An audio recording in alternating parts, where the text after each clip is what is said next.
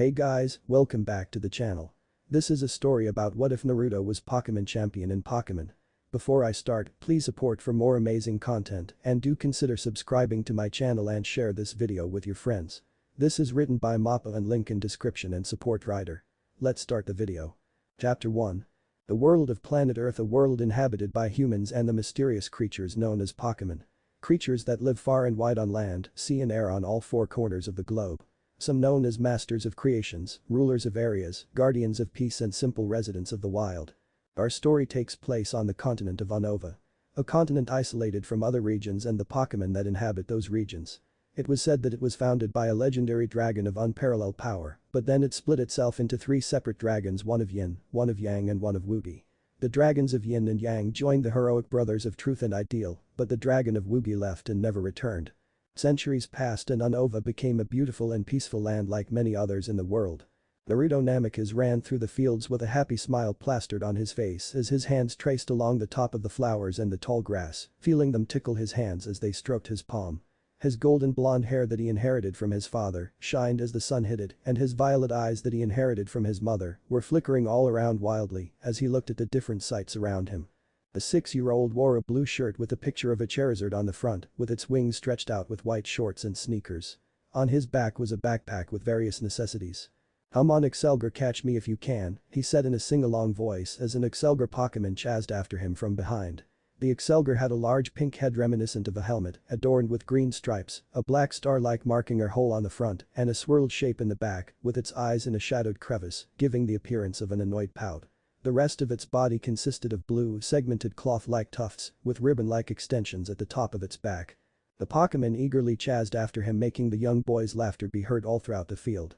"Calm down you two and stay where I can see you," Professor Juniper said to them as she tried not to laugh while trying to keep up with the two rascals. Aurea Juniper was a pretty-looking woman in her late 20s with light brown hair and green eyes, wearing a white top and green skirt, along with a white lab coat. Professor Juniper was the local Pokemon professor that was stationed in Nuvema Town, a small village in the Anova region, and was the resident neighbor of the Namikaze family, as well as little Naruto's godmother.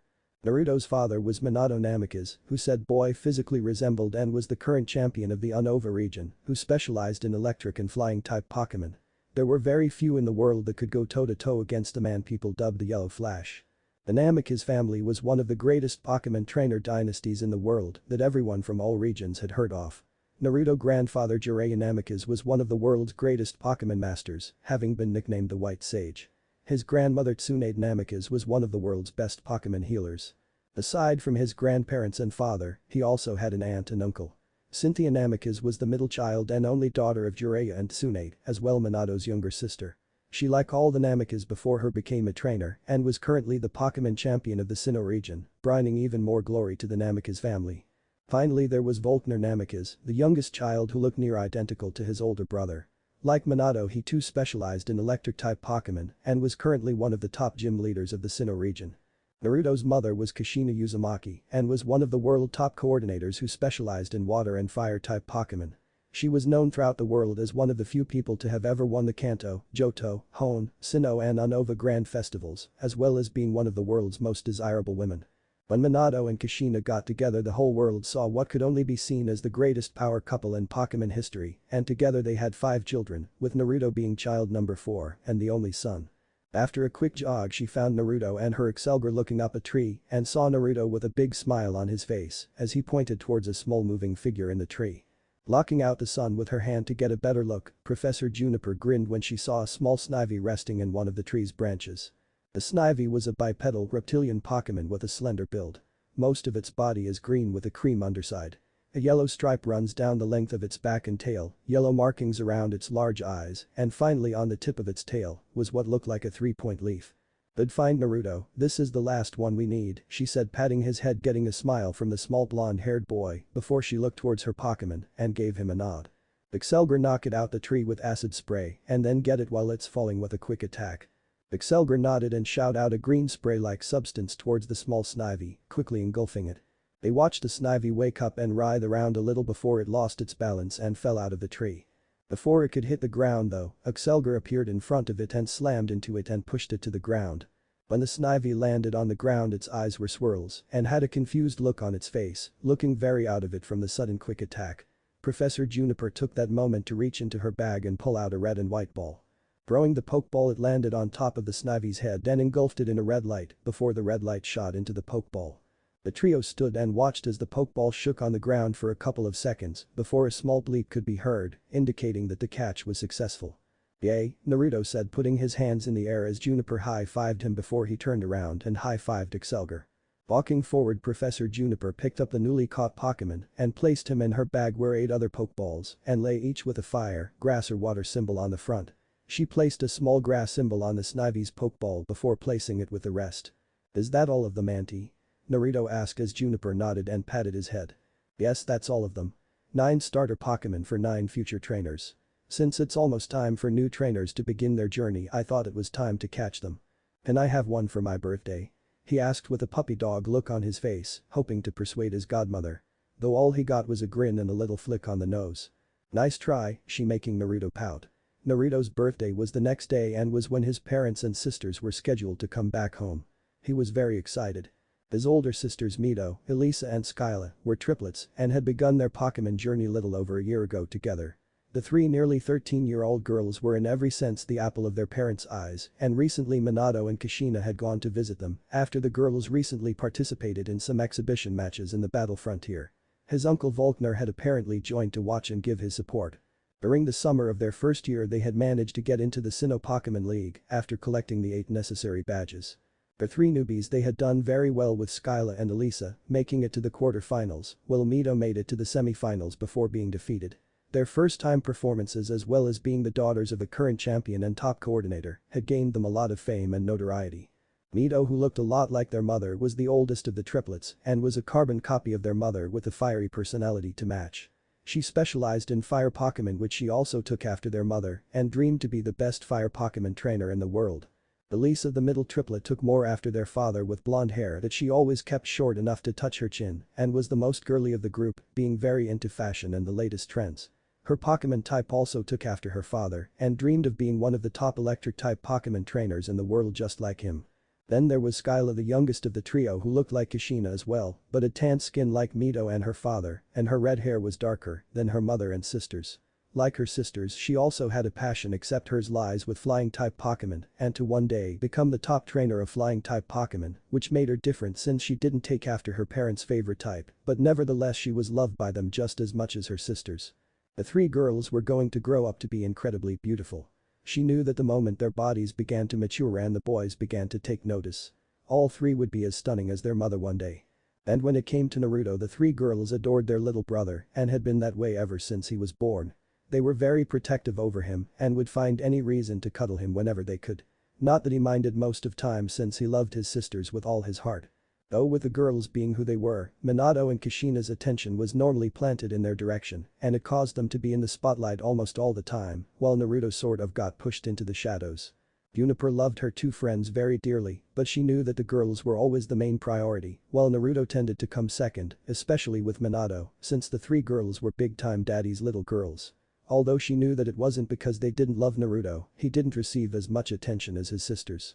She knew that it was because since the girls had become old enough to become trainers, they got to travel, which made it easier for them to meet up with their parents, while Naruto couldn't leave the town until they took him with them or became old enough to start his journey. It was reasons like these that made her wish he was old enough to travel already. Then a year ago, Rie Namikaze, the youngest daughter, arrived and Naruto had begun spending a lot more time with her at the lab, with his parents having little time for him anymore due to the new baby. It required a lot of attention that left them feeling tired in the morning. The 3 girls on their Pokemon journey, Minato's champion duties and Kushina guiding the next generation of coordinators, it all left them very busy. It was probably why Naruto was always her favorite. He was the one she had spent the most time with, and when it came to Pokemon there was nothing he did not want to learn. So she had taken to teaching him everything he needed to know, hence why he was with her today catching the starter Pokemon. When we get back, how about we have some ice cream and then we can go over the EV evolution cycle again, she said to Naruto, whose face lit up with excitement. The EVs had always been a favorite of his, probably because of them having the largest list of possible evolutions than any other Pokemon, which Naruto said was the coolest thing cause it was like having the power of most types into one. Naruto just nodded his head before he began running, wanting Excelgar to chase him again. Professor Juniper just laughed as she walked at a regular pace, keeping an eye on her godson and Pokemon, and they played chase again. When they arrived back at her lap, she guided Naruto in her living quarters as she headed towards the kitchen to get the tubs of ice cream that she promised. From the side though, she saw her computer was on and the message board was bleeping, signaling someone was calling her. Taking a seat in her chair, she tapped the accept button and watched as a video call from Minato and Kushina appeared. They both were in their middle 30s and looked good for their age, with Minato wearing his trademark white jacket that Kushina had bought him on their first anniversary, and Kushina wore a pleasant-looking purple kimono. "Ah, Minato, Kushina, I was just thinking of the two of you. Everything going well in Sinnoh?" She asked her two friends as she leaned back on her chair and smiled at them both. "It went fantastic. The girls are buzzed at how well everyone has taken to them and have had interview after interview by various newspapers and new crews all day. Oh, you should see them, they have been delighted all day. I can't remember the last time they have looked so happy," Minato said as Kushina brought little Ria up and waved at Juniper. The little girl had taken after her father with little blonde tufts of hair on her head. "Everyone has been wanting to know about this little one as well," Kushina spoke as Juniper waved back at the girl. "We're not calling it a bad time, are we?" "No, not at all. Naruto and I just got back from catching the starter Pokemon. He was a big help in spotting them. He has good senses for a 6-year-old. He always was very observative," Kushina praised as Ria sat playing with her mother's hair. "What time is your flight back tomorrow?" "His little birthday party is at 2 down here at the lab. My father can't wait to see him, apparently he has something cool to give him. He can't wait to see you all," she said chuckling, but stopped when she saw them both chuckle nervously with Minato scratching the back of his head. Oh no. She had seen these looks before. "There has been a little change of plans," Minato said slowly as Kushina swept a bit of hair out of her face. "Our flight has been cancelled due to a huge blizzard that's been confirmed to heading our way. They estimate it to last for at least 2 days, which sadly means that we won't be able to make it." Now Juniper was looking distraught. "Isn't there anything you can do to get here, can't you ride your Pokemon?" She asked a little desperately since she didn't want Naruto to be saddened by his parents' tardiness for his birthday. Minato sighed with as he shook his head. "We already considered that option, but after verifying the level of this blizzard and the direction it's coming from, we see that it's too dangerous for our Pokemon to take us through it. Even if we tried to leave now, we would simply get caught in it because we would need to go through it to make it back home, and it's just too dangerous for us to put little Ria at risk." Juniper looked down as her hair now overshadowed her eyes. "So what will you do then?" she asked. "There is a big bowl being hosted for the up-and-coming trainers in the next town, which happens to be Hertham City, and the girls have been invited.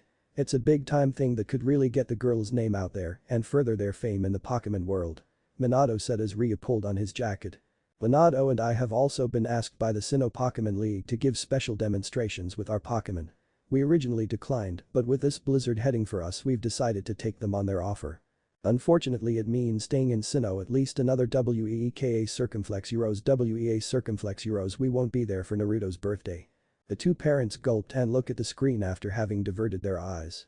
They were not surprised when they saw the glaring facing of Aurea Juniper looking back at them. "Don't do this. Not again. Don't do this to that little boy again. AUREAA circumflex euros, you have to UNDERSTANDA circumflex euros. Understand what? That again, you are putting the girls before Naruto. How many times have you two gone on trips and left Naruto behind because you want to see the triplets? You're forgetting you have a son here who needs you just as much as they need you," she whispered harshly at them. They both gulped, but Minato was the first that regained himself. "Either way, I am sorry, Aurea, but there's nothing we can do. We're already stuck over here, so we decided to make the best of it. This chance for the girls is a big deal and it needs to come first. Naruto won't mind if we miss his birthday just for this year. We will be back next weekend and we can celebrate it then. Naruto will understand." "Its, his birthday." She shouted at them, fuming that they would so easily decide on the matter. "He is going to be crushed." Both Minato and Kushina looked away from the screen, neither really knowing what to say. They knew their son would be a little heartbroken, but they would be back in a week and then they could celebrate as a family. Irritated by their silence, Aurea took a deep breath and calmed herself down. "One day circumflex euros, one day if you keep doing this to him, it's going to come back and bite you both in the ass." She then leaned forward and turned the screen off, not being able to look at her two friends anymore right now. She leaned back in her chair and sighed as she could hear Naruto giggling from the living room as he played with Excelgar. She was not looking forward to this. At night. Why won't they come? Naruto thought as his head lay softly on his pillow as his eyes just stared at the desk beside the bed. He had taken it just like Professor Juniper thought he would. He was heartbroken that they were not going to be there for his birthday, and he had been very downcast for the rest of the day. Excelgar tried to get him to laugh again, but he really wasn't in the mood anymore.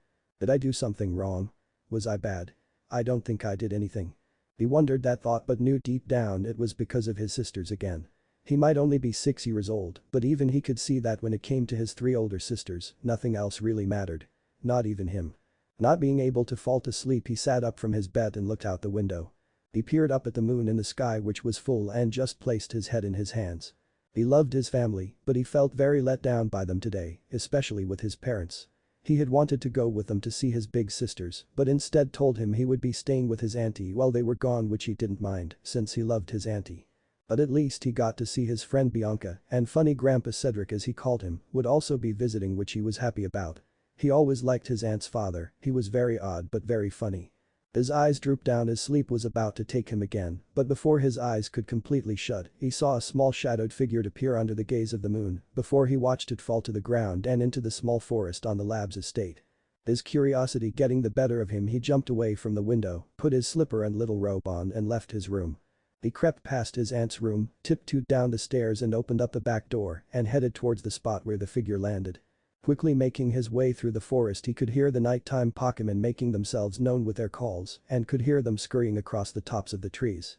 Naruto paid them no mind though, since his focus was on something completely different. Stepping out into a small clearing, he finally saw what had fallen from the sky, and he could say he had never seen such a beautiful Pokemon in all his nearly 7 years of life. The Pokemon was about medium-sized, had the lower half of its body in red with jet plane-like wings and fin-like feet. It has a blue triangular marking on its red chest. It had wide and red arms that can be tucked into its body, and the upper half of its body is white. It has triangular ears and a red face with a white pentagon in the middle and a noticeably long neck over 2 feet in length. She was not very big either, only just a little bit bigger than Naruto was in terms of height, while being larger from head to tail. The beautiful Pokemon let out a low cry of pain, and Naruto could see that on one of its wings had a large gash that looked quite deep. He took a few steps closer, but when he did, the Pokemon looked in his direction and had a look of fright on its face. "It's okay," he said, putting his hands up. "I'm not going to hurt you. I promise." The Pokemon did not look very assured, but it could not move much thanks to its wound. However, it could still launch attacks, which is exactly what it did as its eyes started to glow, startling Naruto. "Oh," Naruto said to himself, knowing what glowing eyes usually meant after all his lessons with Auntie Juniper. 1, it meant it was most likely a psychic, and 2, that it was about to launch an attack. His guess was proven true as sonic-looking rings of psychic energy were launched from the beautiful Pokemon's head. "Ah!" Naruto screamed as he crossed his arms to brave himself, only to feel the attack pass next to him, and he opened his eyes to see that it collided with one of the trees, causing it to fall over. "Huh?" Naruto said a bit dumbly as he thought the attack was meant for him. He looked back to the mystery Pokemon to see that its eyes were squinted as it looked at him, as if it had trouble seeing him. "Is she unable to see me?" He wondered as he took a step forward, only for another ring of energy to get fired at him. This one missing him by an inch as it hit another tree and toppled it over. Despite this, he wasn't deterred from his objective to help the injured Pokemon. Naruto walked slowly towards it, making sure to not step on any twigs or leaves until he was finally in front of her and gently patted her face with gentle touches as he said soothing words to the hurt Pokemon that surprised the creature. The Pokemon observed the human slowly caressing her. It flexed its hands and wings, ready in case the boy did anything. But looking into his eyes saw nothing but concern for her. After a few seconds, it felt that he could somehow trust this young human and finally unclenched its hands and wings. "Laya," the Pokemon said weakly as Naruto took a quick look at the wound and saw it was quite deep and trickles of blood were sliding down its body, but the most surprising sight was the traces of a glowing purple that seemed to be covering part of her wings, which indicated possible poisoning. It was no wonder she went down, and he could see that it was hurting her a lot. Knowing he could not do anything, he took off his robe and placed it on top of the hurt Pokemon so it could keep her warm. "I'm going to go get my auntie. She will know what to do," he said, and to the Pokemon's surprise, Naruto kissed the top of her head and ran back towards the house. Not needing to be quiet, his footsteps echoed through the lab and ran up the stairs to his aunt's bedroom. When he got up the stairs, he already saw her light on as the door to her room creaked open. Professor Juniper yawned and looked in Naruto's direction as she rubbed sleepers out of her eyes. "Naruto, what are you doing up this late?" she said, yawning in the middle of the sentence, but was quickly fully awake when Naruto grabbed her hands and began pulling her down the stairs. "You have to come help," he said as they walked down the steps. "Why, Naruto? What's wrong?" she said with confusion but some concern. Outside, a hurt Pokemon landed in the little forest away from the lab. "She has a big cut in her wing and she is in a lot of pain. We need to help her," Naruto said to her, making himself a little upset as he spoke. Normally she would have thought it was just a child imagination, but when it came to Pokemon Naruto was always very serious. Plus his watery eyes were proof that he was telling the truth. "Okay, let me just get my robe and some equipment and we can go," she said as Naruto nodded and went down to the back door. He only had to wait a minute before Professor Juniper appeared with a bag in her hand. He took her other hand and led her back to the site. After a few minutes of trekking through the forest and some silent curses from Professor Juniper, they were back in the clearing where Naruto sat beside the hurt Pokemon again and gently stroked the top of her head. "Don't worry, my auntie is amazing. She can help you get better," he said as the Pokemon's big yellow eyes looked at him and very gently leaned into him, knowing he would not hurt her since he came back. Professor Juniper meanwhile had an awestruck look on her face as she stared at the hurt Pokemon in front of her. She was so glad that Naruto had spotted this when he did. "Alasias," she whispered though Naruto heard her as she approached the hurt Pokemon. "Alasias? What's that?" he asked since he had not heard of Alasias before. "She is a legendary Pokemon Naruto," she told him making him look like a gaping fish. "She is part of the Eon duo Alasias and Latios and is rarely seen in the world. The fact that we are seeing one now despite the circumstances is such a privilege since they normally stay in groups. What is she doing out here in the Anova region? She belongs in the Hone region." "I don't know," he said giving such a childlike answer. "But she got her wing hurt." Naruto and Professor Juniper both felt the Latias tremble a little as the professor got close, but Naruto tried to reassure her and calm her. "She is very young. She can't be any older than a 2-year-old. Poor baby," she said before taking a look at the gash on her wing and winced when she saw it. It was a bad wound, one that she knew she would not be able to heal on her own. While she knew Pokemon healing during her few years at the Pokemon Center, she was not confident enough in being able to heal the poor Pokemon on her own. Especially after seeing that there was also poison on its wing most likely inflicted by some kind of poison-type Pokemon. Plus with such a legendary and rare Pokemon, she did not want to take any chances. "We need to move her," she said looking at Naruto. "We need to get her to the lab where we can fix her up. I will need to call Nurse Joy to help me. Can you help me pick her up, Naruto?" she asked with Naruto quickly nodding. He wanted to help his new friend. They both got on the opposite sides and gently picked the hurt Latias up. They struggled a bit at first since Latias trembled in pain, but they managed to get her in a comfy and safe position on Professor Juniper's back while Naruto gently held her head and patted it as he guided them back out the forest. Next morning.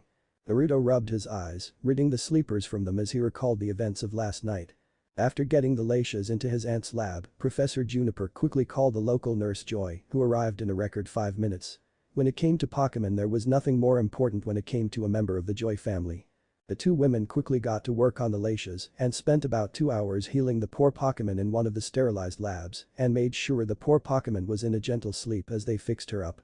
Naruto had wanted to help them, but after seeing his eyes droop, Professor Juniper quickly put him to bed where he was out like a light before she even got to his room. Getting out of bed he ran down the stairs and made his way to the room where the Latias was being kept. As he got close he saw his aunt coming out of the room as she rubbed sleepers out of her eyes again. "You're up. Good morning, birthday boy," she said getting down to his level and giving him a hug and kiss on the cheek. "Oh yeah, it's my birthday," he said with a happy grin making her laugh, and she patted his head. She figured he forgot after the incident during the night. "You're here to visit your new friend, huh?" she said as Naruto quickly nodded making her smile even more. "Is she okay? I'm sorry I couldn't help more. I got really tired." "You did more than enough. You probably saved a Pokemon's life last night. I know Nurse Joy was very thankful you found her when you did and wanted me to tell you that you did a good job in helping Latias." Professor Juniper smiled and stood up, guiding Naruto through the door. "Come and see for yourself." Walking into the lab Naruto quickly spotted the Latias sleeping peacefully on a large circular bed based on the edge of the room. She had a few wires hooked up to her to monitor her heart rate while bandages were wrapped around her wing. Her head was resting on a pillow and Naruto could hear soft snores coming from the young Pokemon. Rushing over he leaned against the bed as best he could as gently stroked the top of the Pokemon head, a small smile on his face since he was happy that his new friend seemed to be on the mend.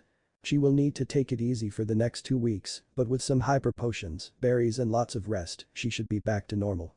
"Okay auntie," he replied before crawling onto the bed and continued to stroke her head while giggling at the funny soft snores that was coming from the minor legendary Pokemon.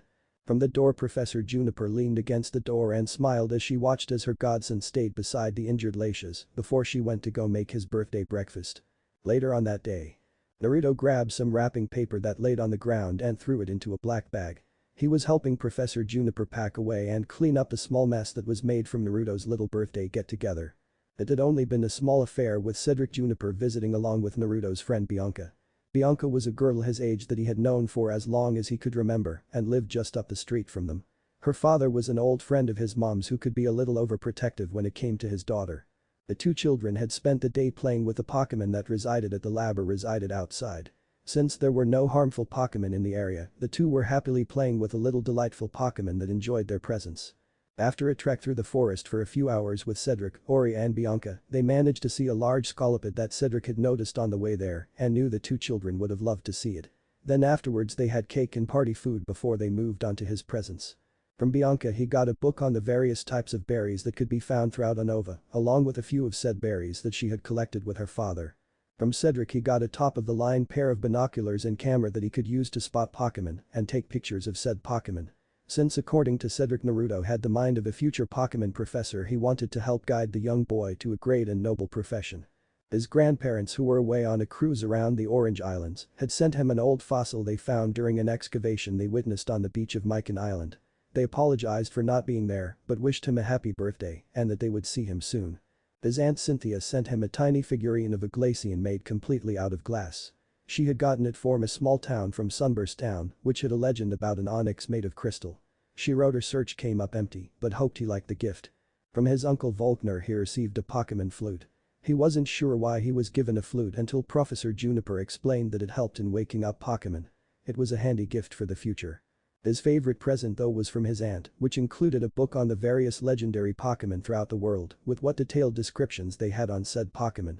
They even included a drawn-up picture and some real-time photos, since some legendary Pokémon were harder to find than others. The other present he was a little confused about at first, and only Professor Juniper really knew why she gave him an empty luxury Pokeball to him for his present. "Here is the bag of rubbish," he said to his aunt as he handed the black bag over to Professor Juniper before scooped up his presents and headed back to the lab where the Lacius was still resting. The cake and sugar he had today had made him more energetic than he normally was. "That boy," she whispered with a smile on her face as she tiptoed over to see the interaction between said boy and Pokémon.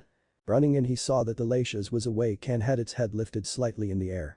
From the look on her face she must have only just woken up and was getting used to her surroundings. "You're awake," he said happily as he hopped onto the bed and gently hugged the Lacius around the neck, making sure to be careful of her wound and not to scare her too much. The Lacius was confused but accepted the hug since she had never met a nice human before until last night, unlike the last one she met that gave her the injuries. The one in front of her seemed to appeal to her since he had been very kind to her and helped her in her time of need. "My name's Naruto Namikaze. Your Lacius right?" he asked as the Lacius nodded her head in confirmation. "I hope you are feeling better. That was a nasty cut you had on your wing. When I get hurt my mom or Auntie Juniper usually kisses it better and it doesn't hurt as much. Does it hurt?" Lacius again nodded a little and again to her surprise Naruto leaned over and gently kissed her injured wing. "How's that? Any better?" Lacius did nothing at first since it pretty much felt the same, but she did feel something soothe the pain for a moment, so she just nodded and rubbed her face against Naruto's cheek, getting laughs from the young boy as Professor Juniper laughed into her hand at the display. "You're really friendly, Lacius. Do you want to be my friend? I really want to be yours."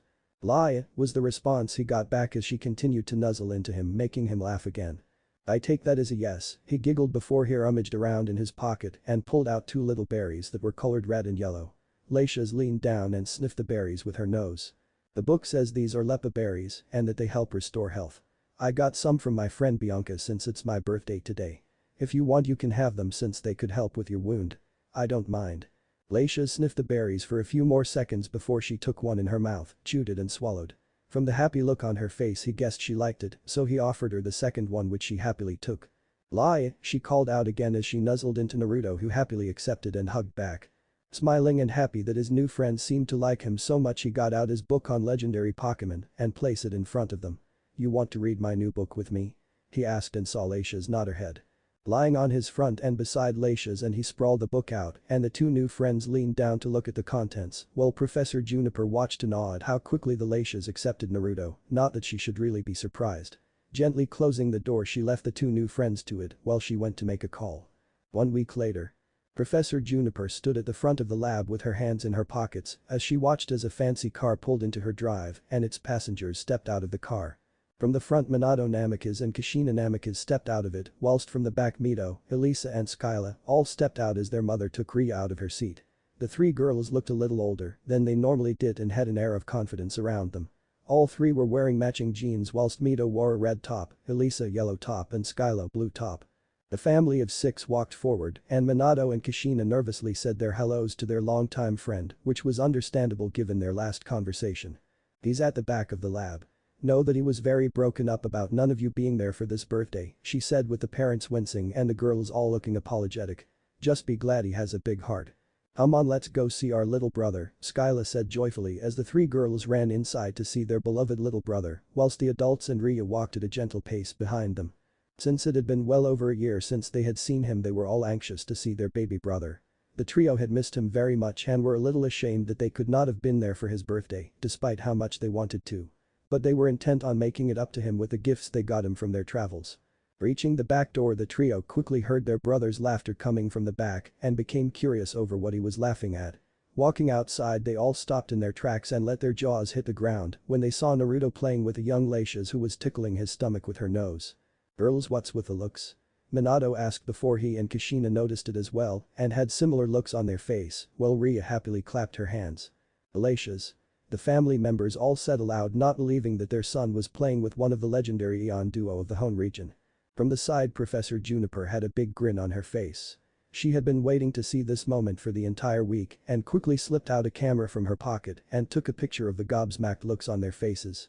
As they stood still with their looks of disbelief, Naruto noticed his family all appear and quickly let a big grin cover his face.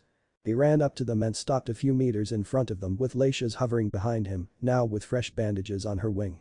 "Mama, Dad, big sisters and little Rhea, I want you to meet Laishes, my new friend and my first Pokemon," he said as he held up a luxury Pokeball in front of them as a big cheesy smile stretched across his face. "Leia." After a few moments of silence, all over Nuvema town a loud shout could be heard and Naruto was bombarded with question, while he just laughed as his new friend happily nuzzled into his side. Chapter 1. Chapter 2. 5 years had passed since the day that they had met. Naruto and Laishes had become closer and closer to the point where Naruto called her his best friend and spent most of every waking moment together. The day his parents returned with his sisters a week after his birthday, they had bombarded him with questions about how he managed to catch one of the Eon duo, along with what she was even doing in Anova. After explaining to his family, and his sister seemed happy for him that he had his first Pokemon. Though he could tell they were a little jealous that their little brother had a legendary Pokemon under his belt, especially Mito. Even Kushina had to admit she were a little jealous, since it was rare for anyone to have a legendary Pokemon on their team. Only Minato and Jiraiya were lucky enough to have a legendary Pokemon on their side. The male Namikazes must have incredible luck. Since then he played, ate with, slept and trained with Laishes, who was always by his side no matter what. The two were practically inseparable, and when you saw one, the other would not be far behind. Though one thing he made sure of was that very few people knew about her. Other than his family and Professor Juniper, only a handful of people knew about her, which included Bianca, who would often play with them and who Laishes had taken a liking to. He knew that there were people out there that would try to take her from him, and until he was strong enough to prevent that from happening, he knew hiding her existence from the world was the best option. Sitting up from his bed, he noticed it was morning and groggily turned his alarm off. Sitting up and looking up at the calendar on his wall, he saw the words he had long been waiting to read. Beginning of Pokemon Journey. Letting a big grin come to his face, he turned to his side and gently shook Laishes awake, who was still sleeping and lying on the side of the bed with her head resting on one of his pillows. "Laishes, it's time to wake up," he said, trying to get her to wake up. If there was anything he had learned from his best friend, it was that she was a very deep sleeper.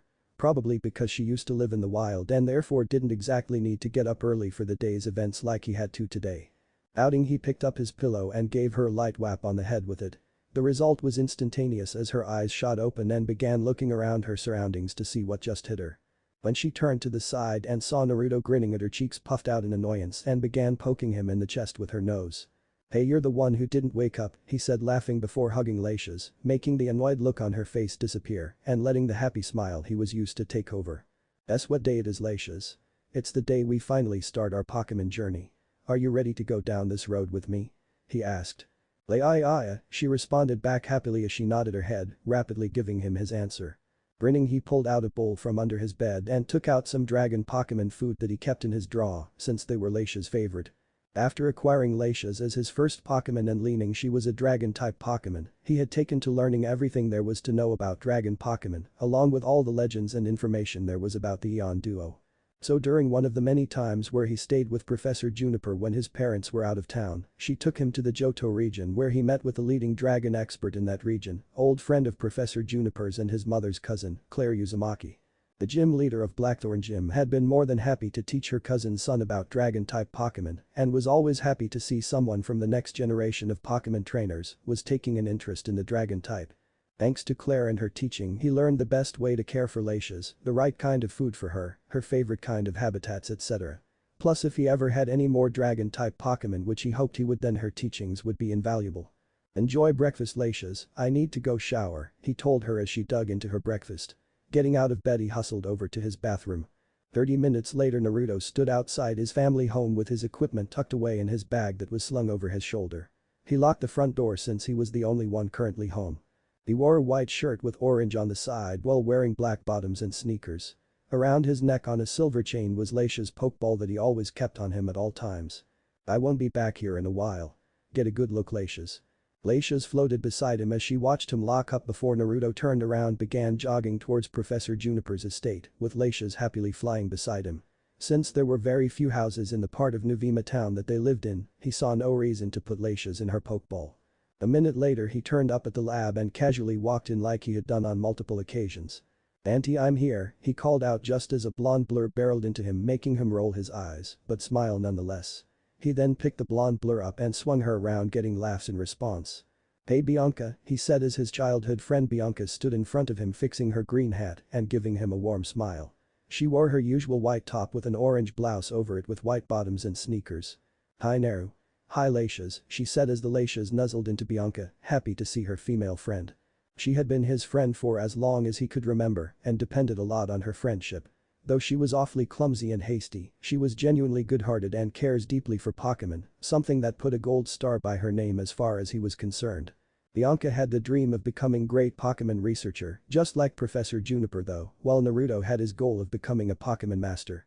Bianca decided to become Professor Juniper's assistant, which his aunt was happy to accept and would travel with Professor Juniper when she traveled around Anova on field research. Her father was happy that she became the assistant to Professor Juniper since he was originally against her becoming a trainer. But since she would have Professor Juniper with her and would be under her guidance, he relented. He was just a father who was worried over his only child. "Professor, Naruto's here," she called as Naruto noticed a Tepig appear from between her legs. "Well hey there little guy. Are you Bianca's first Pokémon?"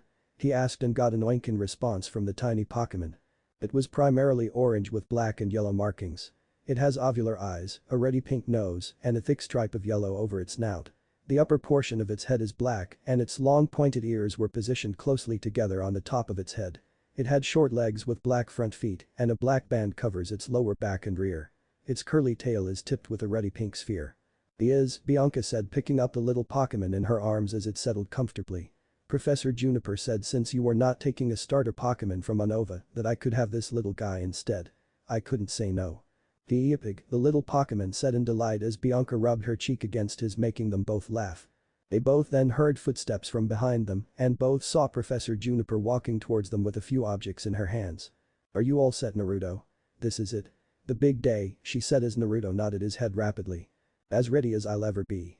"Oh goodness, it does not feel so long ago that you were still holding onto my hand," pointing towards the little Snivies in the trees and playing in the mud with the Tepigs. "What happened to that little cutie?" she asked, pouting. "He got bigger and became ready to take on the Pokémon world." "Good answer," she said as she motioned for Naruto and Bianca to follow, while Bianca put Tepig down, who followed behind them with Lacia's. They walked over to one of the many desks where Professor pulled one of the draw out and picked up 3 small boxes and laid them out on the table. "Okay, first this is yours, transceiver. This is what you will use to keep in contact when you're not near a Pokémon Center. You can store over 1,000 contacts in here and have a camera up the top where you can visual chat with a single person. It also has a radio link that can link to up to 3 other people. Bianca and I have already put our numbers in it, so you can call us whenever you want, whether it's of importance, guidance or just a general chat. You just need to input your name." Naruto nodded and took the orange-colored communication device and tapped in his name. When Professor Juniper saw the name he typed in, she gave him a warm look and kissed her godson's cheek since it made her feel very warm inside and happy that he would honor her in such a way. "Naruto J. Namikaze." He smiled at his godmother and aunt before he strapped it around his left arm. He then watched as she pulled out a blue case about the size of her hand with the Pokeball symbol etched onto the front. This next object is your badge case to keep the gym badges you win. This will keep up to 8 badges, since that is the required amount for the Kanto League. Remember, don't lose it, otherwise you will have a serious problem when you turn up at the Indigo Plateau with your badges missing. Nodding again, he took the badge case and put it in one of the side pockets of his bag. Finally, she took out a large case and opened it up to show a few rows of Pokeballs.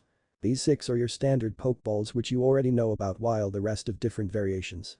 These are 2 Dusk Balls, she said, referring to the dark green Pokeballs, while the other 2 blue and red ones are Great Balls. The Dusk Balls are specifically designed to be best used to capturing Pokémon while inside a cave or at night, so don't use them when the sun is up, otherwise it loses its effectiveness. The Great Ball, as you know, is an upgraded version of the Pokeball, which gives it a better chance at capturing. Juniper said scientifically as Naruto nodded in understanding. Normally I would just give you your first 6 Pokeballs, but since you're my godson, I think I can make an exception and throw in a few extra, she said, giving her godson a warm smile that was equally returned. Now put these away and let me make sure you have everything you need, she said as Naruto packed them away into his bag before settling his bag on top of the desk as Professor Juniper and Bianca began checking it over.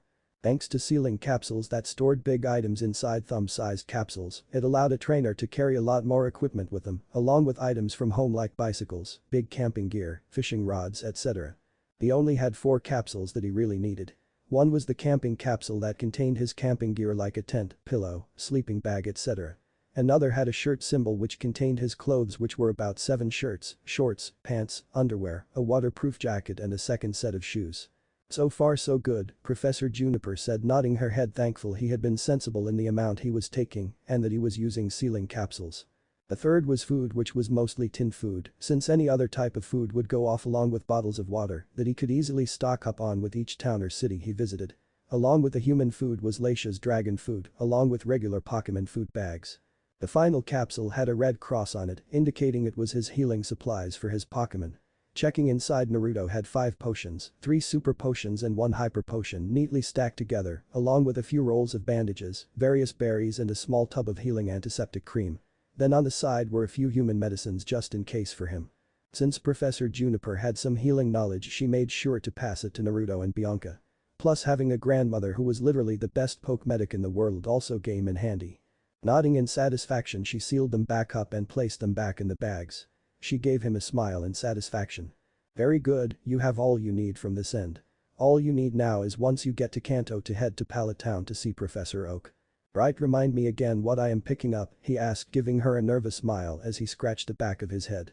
Professor Juniper gave him a look that made Bianca laugh before sighing and answering his question. You just need to get the Pokédex for that region and Kanto map from him. Even though yours transfer has a map in it, it's best to have a spare just in case. The other will be your starter Pokémon, since we agreed it's best to keep Leisha's hidden. I know. I plan on using her in some gym battles, but other than that, her debut to the world won't be until the Indigo Plateau, as long as I manage to get in, he said as he patted her head, whilst the young Leisha's nuzzled his shoulder. I'm sure you will be fine, she told him, with Bianca nodding, already planning on going to watch him when he made it into the Kanto League. Now, are you sure you do not want to Anova starter Pokémon? I still have one of each still in their Pokeballs and are ready to be claimed, she said, pointing over to the far side of the lab where 3 Pokeballs lay comfortably on a pillowed stand. I'm sure, he said, shaking his head. Since I'm going to start my journey in Kanto, it's only right that I get a Kanto starter to match. Do you know which you're going to get? Bianca asked as both Naruto and Professor Juniper nodded. I already told Professor Oak which starter Naruto would like. Though I should tell you he may want to see Leisha's since he has never seen Leisha's before. He won't cause any harm to her, he will just want his curiosity about her to be sated. That's cool. He sounds like an alright guy, so neither us mind if he wants to take a quick look at her, he said, with Leisha's nodding her head. My plane out leaves in about an hour, so we should get going, he said, with both nodding, since Bianca and Professor Juniper were going to see him off from the Novima town airfield, where he would be getting a plane from Anova to Kanto. It was only a small airfield, but with his sister Skyla's popularity, the pilots were happy to take Naruto over to Kanto, since it would probably put in a good word with his big sister. Okay Leisha's, it's time to go into the ball. I'll let you out to stretch your wings once we arrive in Kanto, he said as Leisha's nodded happily before returning to her luxury ball around his neck. Picking up his bag, the group left and began piling into Professor Juniper's jeep and quickly took off. Naru, are your parents or sisters coming to see you off? Bianca asked as she and Professor Juniper frowned when he shook his head. No, they have more important things to do, he said bitterly. That was not lost on both girls. What's the excuse this time? Professor Juniper sighed as they drove down the road with the top of the Jeep current down. Apparently Elisa has a big catwalk show today and mom and dad wanted to go support her. I guess watching girls parade up and down a small walkway was more important than seeing me off on my Pokemon journey. Now Bianca frowned a little. What about Mito or Skyla? She asked, but Naruto barked out a small laugh. You're kidding. Mito has been on her high horse ever since she became a member of Anova's Elite Four. I left her a message, but I guess seeing me off was not important enough for her. And Skyla? I don't know about her. I tried to calling her, but it kept going to voicemail. I guess she was in the air whenever I called. Oh those dummies, Professor Juniper whispered as her hands clutched the steering wheel tightly while Bianca looked at her friend with a sad glance. Her hand gripped behind the seat and took one of his hands into hers. Naruto just smiled at her and kissed her hand in thanks. She really was a good friend. Don't worry about it though. I'm sure I'll see them again at some point. I imagine mom wanted to be here, but dad probably dragged her there. Yeah, next time. Bianca replied as the car went silent as they continued to drive. Arriving into the airport they saw the plane Naruto would be taking off in. Since their family was well known and liked in the area, the pilot agreed to take Naruto to Kanto as a favor to Professor Juniper. Near the plane however Naruto noticed another jeep standing nearby to the plane with a woman standing in front of it. When they got closer Naruto's eyes lit up when he saw who it was. As soon as they stopped Naruto quickly jumped out the jeep and darted towards her. Grandma. Naruto called out as he quickly wrapped his arms around the woman who started chuckling. Tsunade Senju was a woman in her late 50s with blonde hair that streak of gray running through it. She had hazel eyes that popped with her hair and looked to be in great shape for her age. Though the most notable feature was her very large chest that was easily bigger than most other women out there. What are you doing here? Tsunade looked down at her grandson and ruffled his hair. And miss my only grandson's beginning his Pokemon journey. I think not. Hello Aurea, Bianca. She greeted. Hello Tsunade. Hello Mrs. Namikaze. Grandpa out on one of his adventures again?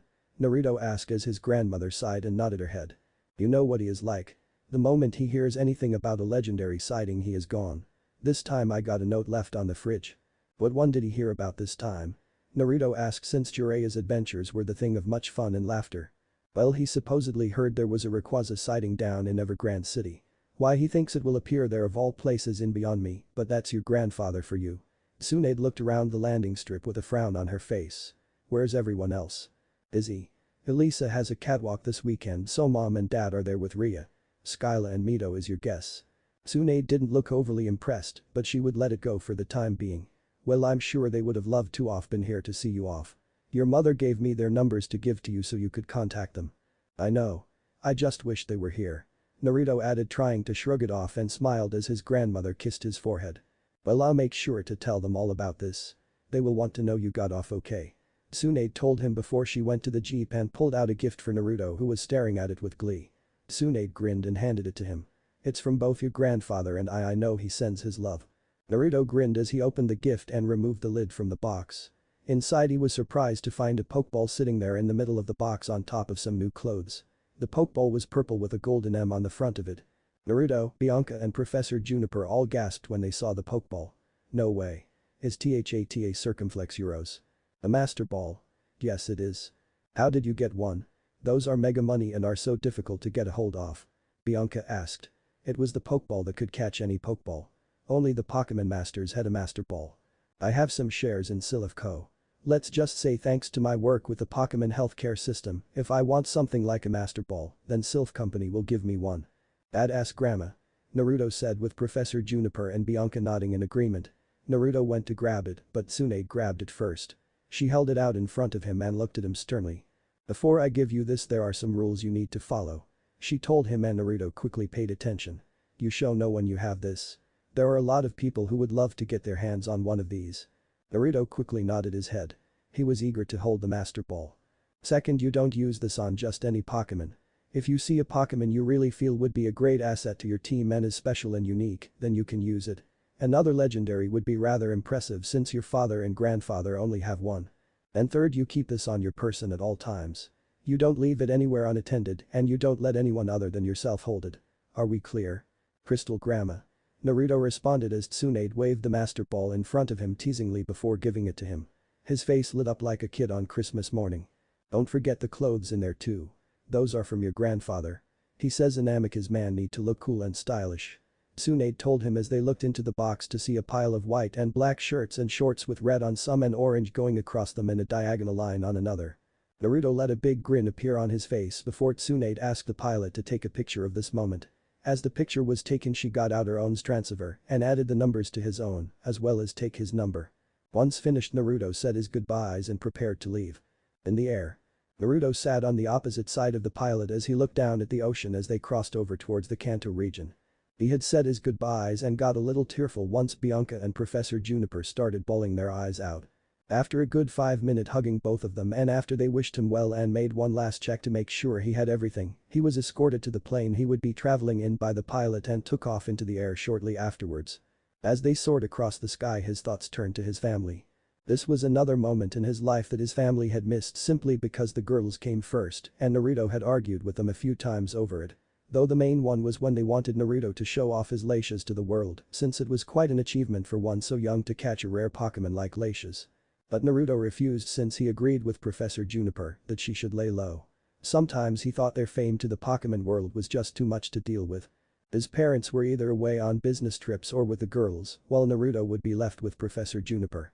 Leishes also was a little skittish around his parents, she didn't like them all that much, nor did she like Mito a great deal. The only three she liked was Elisa, Skyla and Rhea, since Elisa seemed to call beautiful and even said she may be better looking than a melodic. Skyla loved Leishes the moment she saw her floating and Rhea would play with her.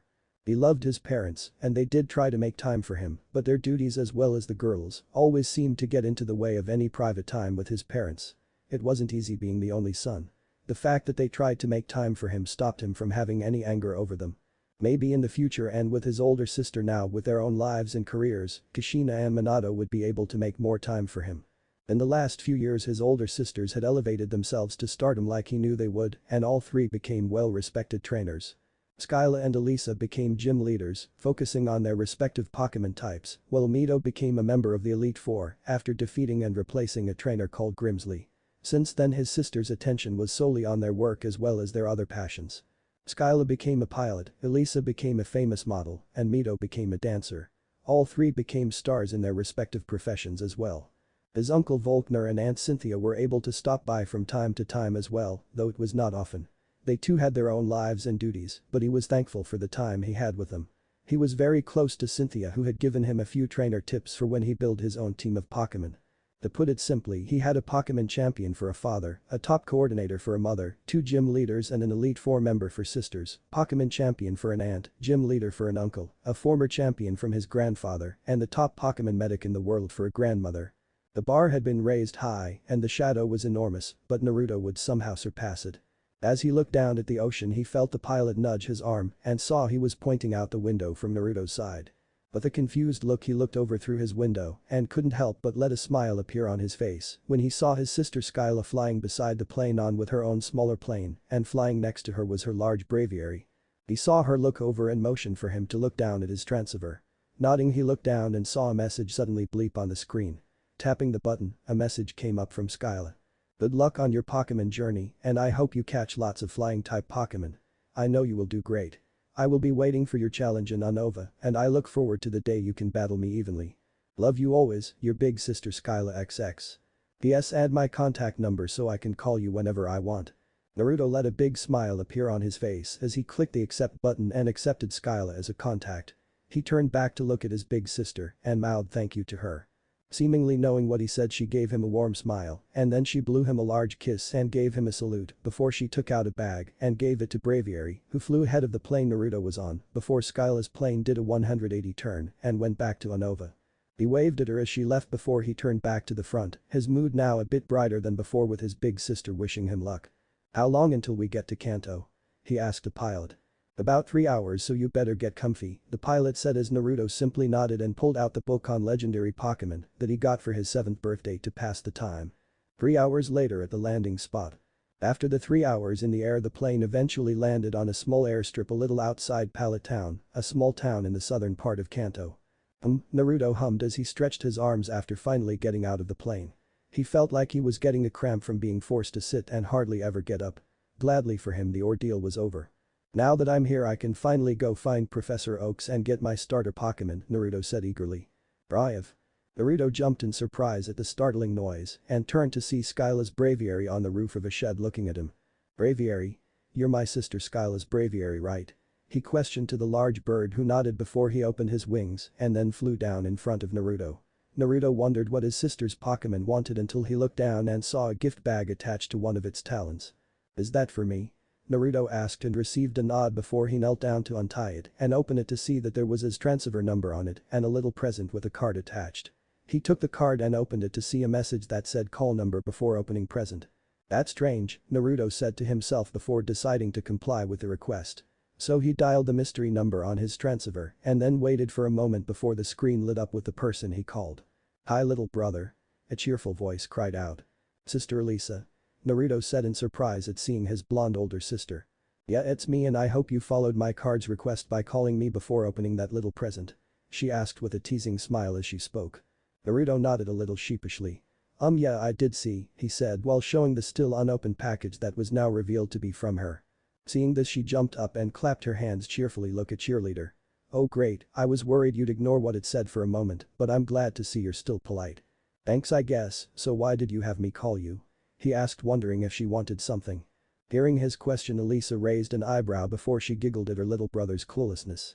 It was always something that made him look cute. Hee, I'm calling to congratulate you silly. You didn't think I'd miss saying congrats to little brother for finally becoming a trainer do you?" she asked a bit sarcastically. Naruto now had a surprised expression before he got a small smile on his face. "Thanks sis, but if you really wanted to congratulate me then why didn't you come to see me go off on the plane?" he asked with a small amount of hidden hurtfulness at remembering she didn't come. To his surprise he heard Elisa groan. "Oh believe me I wanted to see you, but my damn manager kept throwing a fit over how I couldn't skip out on my first big fashion magazine appearance and how this would ruin him. The guy also wouldn't shut up so I decided to stay here just so he'd finally stop yelling at me. But that doesn't mean I can't improvise on my little brother's big day, so I sent your gift to Skyla and she was more than happy to get it to you while also giving you a farewell," she said with her eyes showing signs of sadness and missing Naruto's departure. However, instead of being disappointed Naruto now had a full happy smile on his face. "Thanks you, I really appreciate it," he said to his beloved sister. Elisa waved it off. "It was no problem Naruto, I was more than happy to do that and more for you." "So what about Sister Mido?" he asked wanting to know if his oldest sister also sent him something to congratulate him. Elisa gained a small frown. "Well I haven't heard anything from her, I've tried calling her but she doesn't pick up.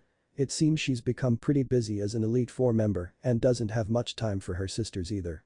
Naruto's smile lessened but he still held it. "That's okay I'm just happy you and Skyla got to see me off." Elisa smiled back. "No problem little Naru, well I gotta go now since I have a photoshoot to take so goodbye and good luck to you and your journey. Also be sure to catch some electric types while you're there and don't forget to register my number so we can talk another time," she said and finished by blowing him a big kiss and wink through the video.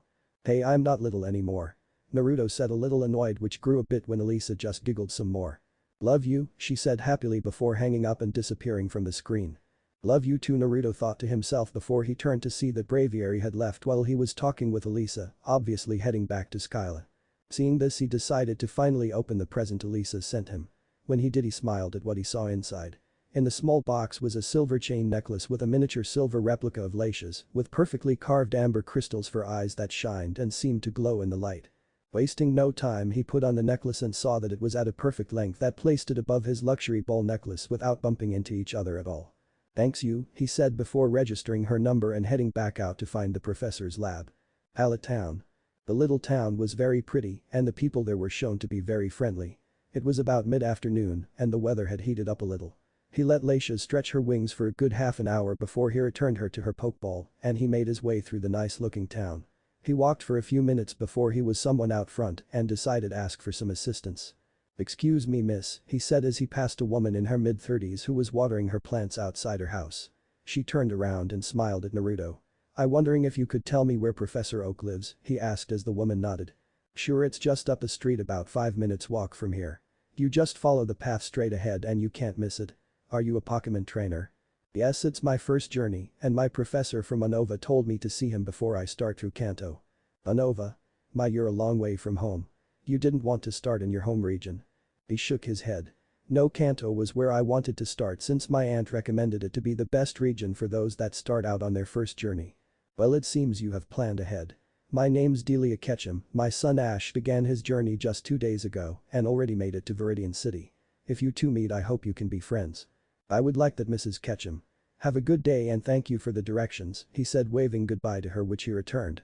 What a nice young man, though he looks awfully familiar, she said before dismissing the thoughts and turning back to her garden. 5 minutes was really all it took before he found himself standing outside the laboratory of Professor Oak. It looked a lot like Professor Juniper's lab but was stationed on top of a hill with a windmill built behind it. Walking inside, he called out and found himself inside a pleasant-looking lobby where he found an older man sitting on one of the couches reading the latest Sinnoh magazine, which happened to have his father on the front of it. He was an older man who looked to be in his late 50s with graying hair and black eyes, with a tanned complexion with wrinkles on a few spots on his face. He wore a red dress shirt with tan pants and brown shoes with a white lab coat over the top. He noticed Naruto walk in and quickly compared him with the picture of Minato on the front of the magazine. Yep, without a doubt you are Minato Namikaze's son. You two are the spitting image on one another. He got up and shook Naruto's hand. I'm Samuel Oak, Pokemon professor here in Pallet Town. It's an honor to meet you, Naruto. It's an honor to meet you too, sir. My Aunt Aurea Juniper told me a lot about you. All good, I hope, he said as he scratched the side of his face. Come, let's go to the lab to give you what you came for. As they walked, Professor Oak started light conversation with him.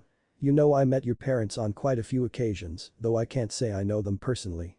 With you father coming from Sinnoh and your mother from Johto, they don't come to Kanto all that much. Never met your sisters either, but they seem nice enough. Are you following in their footsteps? He asked, wanting to get to know the only son of the Pokemon power couple. Sort of. Well, I want to be a great Pokemon trainer, I also want to be a Pokemon professor like my aunt. Time in the lab grew on me, but I wanted to see the Pokemon world for myself first and take part in the league tournaments. Wonderful, it's good to see a young mind interesting in the world of Pokemon. Are there topics you have in mind as a Pokemon professor? Naruto grinned. Oh yeah, well, I love Pokemon in general, I have a love for legendary Pokemon. I want to learn as much about them as I can. I guess you could say after meeting my best friend she sparked something inside of me, he said, tapping on his luxury ball around his neck. Astounding, your godmother told me all about your leashes, and I hope you don't mind if you sate this old professor's curiosity. A chance to see such a rare and legendary Pokemon is not something that happens often, he said with Naruto shaking his head. It's fine, I don't mind, though I will ask if you could keep it to yourself, since I'm not ready for the whole world to know of her just yet, he said with Professor Oak nodding in understanding. A moment later they entered Professor Oak's lab and went over the middle of room, where a single Pokeball lay. Leaning forward and picking it up, he gently placed it in Naruto's hands, who eagerly accepted it. This is the starter you asked for. A good choice, since personally I think this Pokemon is a great Pokemon to start off with. It really tests whether a trainer has what it takes. Naruto nodded before he threw the Pokeball. Come on out, my new friend, he said as the Pokeball opened up and a light shot out from it and hit the ground as a small Pokemon appeared in front of him. The Pokemon was a small quadruped Pokemon with green or bluish-green skin and dark patches. Its thick legs each end with 3 small sharp claws. Its eyes have redder eyes. While the sclera and pupils are white, while on its back was a green bulb like a flower bug. Bulbasaur, Naruto said, grinning as the little Pokemon looked up at him in curiosity. Naruto got down to the Pokemon's level and let the Bulbasaur come to him. Hi Bulbasaur, my name's Naruto and THISA circumflex Euros, he said as he released Lacius, who appeared beside him. This is my friend Lacius. The little Bulbasaur looked a little intimidated by the sudden appearance of the powerful Pokemon, who simply sniffed Bulbasaur and made a happy sound. We are starting our Pokemon journey today, and I was hoping you would join us. I know we could use a great Pokemon like yourself in our group. Plus I know Lacius would love to have some new Pokemon friends. The ULBAA circumflex Eurosaur, the little Pokemon said as it looked up at Naruto. It was trying to see if he was lying to him or if he was in any way being deceitful and untrustworthy, but the little Bulbasaur could see he was being truthful about it. Plus he did feel like wanting to explore, since the professor didn't allow him to go outside, since he was still very young and considered to be only just starting to mature out of his infancy stage. After a few seconds the Bulbasaur nodded his head and Naruto happily started to pet the grass type's head. That's great. Welcome to the group Bulbasaur, he said while Lacius nuzzled the little Bulbasaur, getting happy laughs from the seed Pokemon. Well, it seems Bulbasaur has taken to you pretty quickly. That's a good sign as a Pokemon trainer, Professor Oak said as he began to examine Lacius and began taking notes. Lacius was too happy with her new friend to really notice her care. Simply amazing. She is incredibly beautiful. Young man, let me just say you are a very lucky man to have such an awe-inspiring Pokemon to call your own, he said as he gently patted Lacius, who didn't mind since he was being gentle. I know. She is my best friend and I will never be more thankful that she is with me. After a few more minutes Professor Oak handed Naruto the rest of what he came for. A Pokemon map of the Kanto region and a Pokédex that had all the information he needed on the Kanto region Pokemon. Pointing it to Bulbasaur he heard a robotic voice speak. Bulbasaur, the seed Pokemon. Level 6. Sex male. Type. Grass poison. Skill set tackle, growl, razor leaf. Information: it bears the seed of a plant on its back from birth. The seed slowly develops. Researchers are unsure whether to classify Bulbasaur as a plant or animal. Bulbasaur are extremely calm and very difficult to capture in the wild. Cool, this I can definitely work with, he said before he placed it in his pocket and folded the map up and put it in his backpack. He let Professor Oak take about 10 more minutes worth of notes before he recalled Laisha's into her Pokeball while letting his new Bulbasaur stretch its legs and walk with him. After giving Professor Oak his transfer contact number, he left the lab and made his way out of the gates of Pallet Town. You ready, Bulbasaur? You ready, Laisha's? Here begins our journey around the Pokemon world. I know we are going to make lots of new friends, both human and Pokemon, and we're going to face a lot of challenges. But together I know we can go far. Bulbasaur beside him nodded happily and had a smile on its little blue face while he felt Laisha's Pokeball shake a little, getting his answer from his longtime friend. As he walked out of the town Professor Oak watched him go. He had a good feeling about the young Namika's boy and would be watching his progress closely. Chapter 2 completed. Chapter 3. So did Professor Oak catch you today or have you been with him for a while? Naruto asked as he looked down at his new Bulbasaur that was walking beside him at a happy and gentle pace. The Bulbasaur looked up at his trainer and tapped the ground once. To help understand them better he told Bulbasaur that when he asked a yes or no question to tap once for yes and tap twice for no. His response was 2 taps. Ah, so he got you some time ago. Well then I'm glad you agreed to join my group. I know that together we're going to take this Pokemon world by storm, he said throwing his hand in the air while Bulbasaur tried to shoot a paw into the air in agreement. They had only been walking an hour and Naruto had already seen a small abundance of Pokemon in the area. He saw Rattata and Pidgeys being the main Pokemon in this area and used his Pokédex on them to collect data on them. They were all pretty low level which was to be expected, but they were perfect for training up his Bulbasaur. Though Bulbasaur did not know many moves he was able to dispatch his opponents pretty quickly. Walking along the dirt path with Pallet Town nowhere in sight behind them, they just found themselves listening to the peaceful area that was the forest. His backpack hung loosely around his left shoulder, while his luxury ball containing Laisha's hung from around his neck. The next town, which was Vidian City, would take about half a day to get to, but since half the day was already gone and had gone 4 o'clock, according to his transfer, he decided to hang around the area, see if there were any Pokemon that caught his eye and make camp in cozy location. He was by no means in a rush, and since this was his first day of his Pokemon journey, he wanted to remember it forever. Walking along the dirt path they both stopped when they looked up to see a Spearow cawing at them and giving his Bulbasaur a challenging look. Looks like you have a challenger, he said to Bulbasaur who jumped forward and growled at the Spearow. The Spearow flew off from its spot on the branch and swooped down towards the Bulbasaur. Bulbasaur dodged its swipe and then hit it with Razor Leaf, Naruto called as Bulbasaur did just that. When the Spearow was close Bulbasaur jumped out of the way and when it swooped past, he shot 4 sharp high-speed spinning leaves out and whacked the Spearow in the side, knocking it to the ground. Growl and then tackle it, he said again as Bulbasaur let out a low growl from its mouth before he ran forward and slammed his head into the Spearow's head. The Spearow fell backwards before it quickly took off back into the air and flew away from the duo, knowing when it had been beaten. Alright, good job Bulbasaur, Naruto said leaning down and patting his Bulbasaur on the head and making the Bulbasaur feel happy from his trainer's proud words. That's the first Spearow you have defeated. That we can add to the 2 Pidgeys, the 3 Rattatas and Oddish. You're going to be super strong in no time, he said bringing his hand down for a high-fiving with his Bulbasaur. However, what happened next surprised Naruto as instead of trying to raise his paw to return the high five, a vine appeared from beneath his bulb and returned the high five. Whoa, Bulbasaur, you learned to use Vine Whip. That's awesome. It looks like those battles are starting to show results already. Naruto spoke and gave his Pokemon a thumbs up. Bulbaya, was all the Bulbasaur said in return with a proud look on its face. From there they kept walking forwards for another 2 hours making their way closer to Vidian City.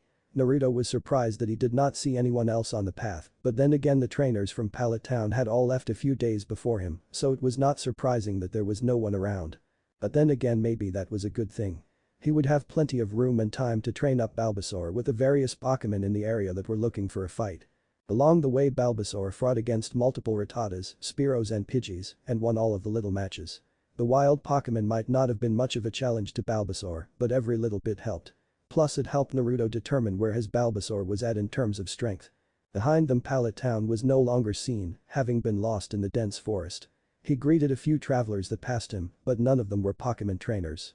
Once the sun began to show signs of setting, Naruto decided to stop for the day and make camp. He found a nice little spot next to a river where they would able to wash and bathe in. He made a small campfire just big enough for him to cook a tin of beans from, and his Pokemon could sit around. Once his white and orange tent was up, he let out Laisha's to stretch her body since no one was around and they were covered by the trees. It was safe for her to roam around and would not need to worry about any reporters getting shots of her. Once she was out, she began playing with Bulbasaur and the two opted to chase one another around the campsite while Naruto prepared their food. For Laisha's he had some dragon-type food, while for Bulbasaur he opted for the regular Pokemon food since he doubted Bulbasaur would be the picky kind unlike Laisha's.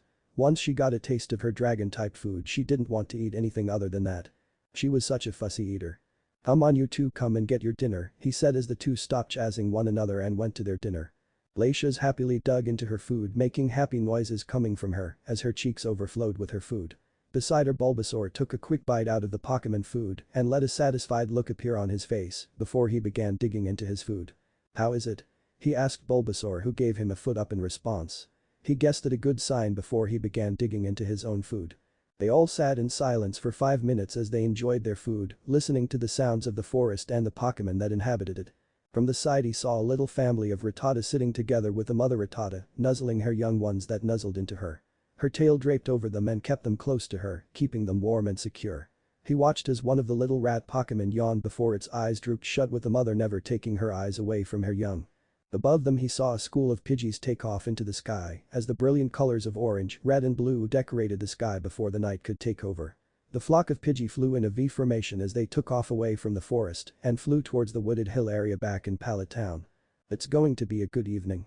Just a feeling I have," he said as his two Pokemon bobbed their heads up and down in agreement. "Come on guys, let's eat our food before it goes cold," he told them as they resumed eating their dinner. Naruto took a scoop of beans and was about to eat it when he noticed a little figure watching him from the river. Curious, he kept his eyes on the little figure while pretending to still be eating and saw it come a little closer.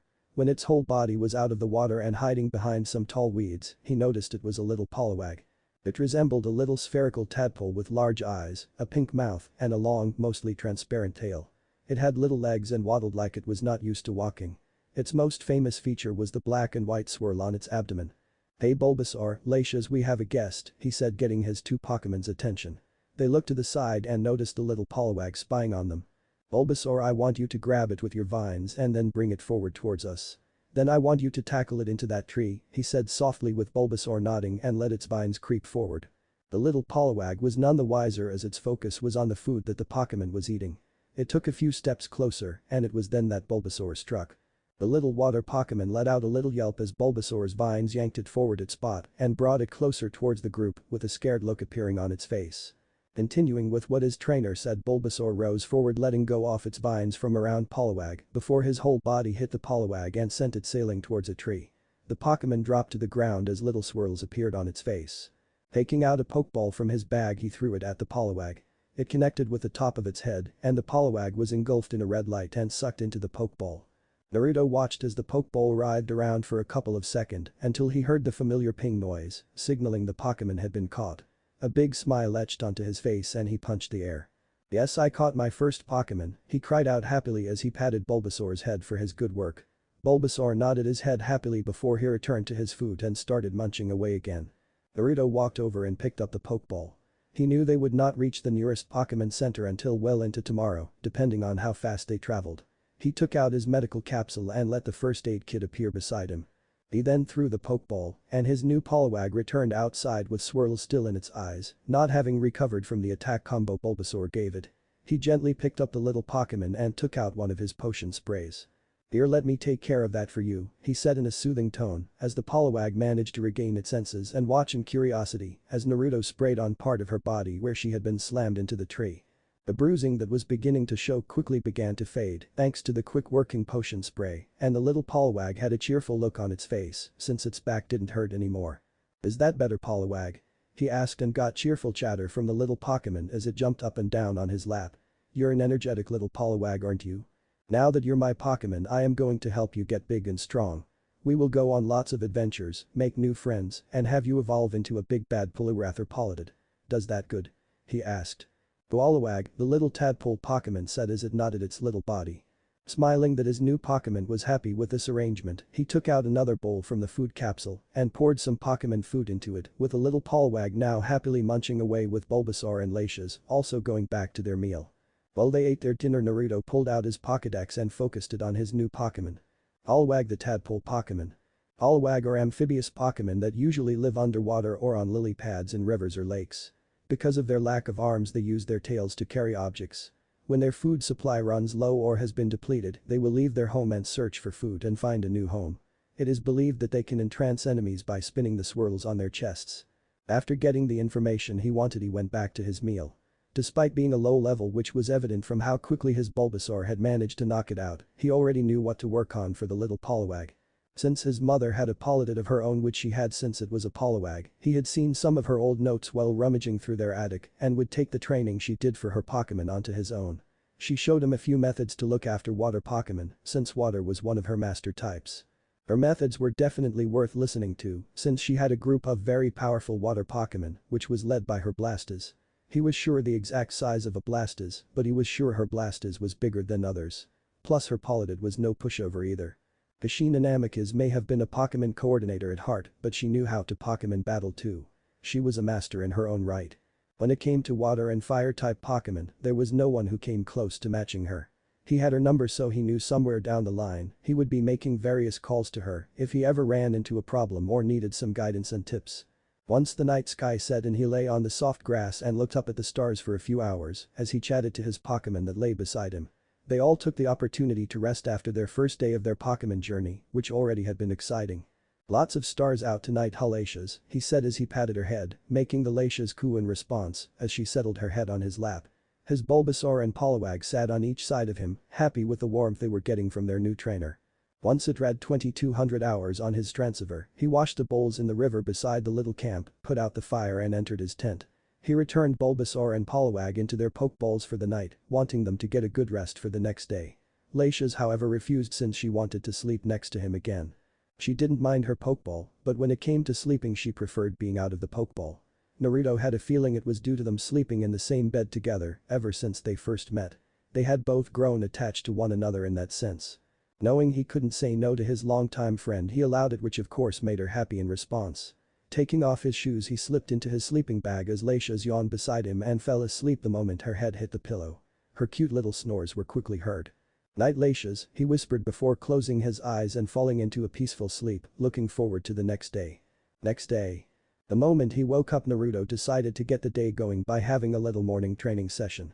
Since he now had two Pokemon that were still at low levels, he wanted to correct that by the time he got to Pewter City, where the first gym was located. From what he understood, the Pewter City gym was an all-rock type and heard that the trainer there, called Brock, used a pretty intimidating Onyx as his main Pokemon. Rock type shouldn't be much of a problem since with a grass type and now water type on his team, he had two advantages against the trainer's rock type. Plus there was Latias, who he knew should be more than a match for the gym leader's Pokemon. After a quick breakfast and packing up a campsite, they traveled for a good half an hour before Naruto found a small field clearing. After releasing his Pokemon, he joined them and doing 10 laps around the field. The exercise helping to increase their speed and stamina. Afterwards he set up some target and had Bulbasaur and Poliwag take a target each and made them use their Razor Leaf and Water Gun ability to accurately hit the target so their accuracy could be increased. For Latias, he had her focus on her psychic abilities by having her uprooting trees from the ground before putting them back and returning them to normal with her newly learned psychic attack. After a good 2 hours he had them spar with one another with Bulbasaur and Poliwag against Latias. Despite being significantly more powerful than the two smaller Pokemon, Naruto had been very proud of their valiant effort to try and push Latias back with their attacks. Also, despite being of different types, the grass type and water type had shown some pretty good teamwork with one another that he knew would be a great advantage for any future double battles. Once it hit noon, he decided it was enough training for one day and after having a quick lunch continued on their way to Vidian City. Continuing their journey towards their first town stop, he had Bulbasaur and Poliwag battle against a few wild Pokemon, which was mostly Spearow and Pidgeys. Since they had a resting period after their morning training, both Pokemon were in good condition and were more than eager to prove their strength. After a couple more hours Naruto eventually arrived in Vidian City with his Pokemon all resting back in their Pokeballs and resting after their day. Walking into town he quickly headed to the Pokemon Center and saw a few other trainers who were rookies like him happily chatting outside the center, showing off their Pokemon. One had a young Mankey, another had a little Oddish that was hiding behind her leg, while the others all varied as the tiny Pokemon stayed close to their trainers. What happened here? Naruto asked as he walked up to the local Pokemon Center and saw there was a big hole in the roof that had been boarded up by planks of wood as if an explosion blew through all floors. Standing outside of it meanwhile was an officer Jenny who had a Growlithe settled beside her on watch. Curious, he walked up to the officer. "Excuse me miss. What happened here?" he asked getting her attention as she took a step towards him. "Vandals happened. A duo of grunts from Team Rocket tried to steal the Pokemon from this Pokemon Center. Thankfully a young trainer and his Pikachu managed to fend them off, but as you can see the damage was done," she said before leaning in and giving him a suspicious look. "Why do you ask? Hoping to try something?" No, I was just curious," he said waving his hands. "I don't suppose you caught the guys that did it?" he asked. Officer Jenny shook her head sadly. "No, they made a run for it before we could get to them. Team Rocket have been becoming a problem in our side for some time now." He recognized the name, but he didn't know much about Team Rocket. Only that they specialized in illegal operations and took to stealing other people's Pokemon, something he detested a great deal. The bond between trainer and Pokemon was a sacred bond and unless given good reason it should not be broken. He had no idea what he would do if someone tried to take Glacius from him. "You have some ID on you?" "I have been checking everyone who came here just to make sure they are not a Team Rocket member in disguise," she asked as he nodded and handed her his Poké-Dex. While she looked through it he went down on his knee and petted the Growlithe that was sniffing his leg. "Hi boy, doing a good job?" he asked and got a bark in response from the puppy Pokemon. He then took out a Pokemon treat from his pocket and fed the Growlithe, getting happy tail wags from the Pokemon in response. Since Naruto's attention was on the Growlithe he didn't notice Officer Jenny take one look at his name before she began staring at him intently with large eyes and mouth slightly parted. "You're Minato Namikaze's son. The current Anova champion." She gasped as Naruto nodded. Was unsurprising to see that Officer Jenny had a blush on her face and was now daydreaming with a happy expression on her face. His father was a very sought-out man. Even now despite being married and with children, women all over the world still pined after him. He had seen his fair share of women who had crushes on his father. It was pretty weird.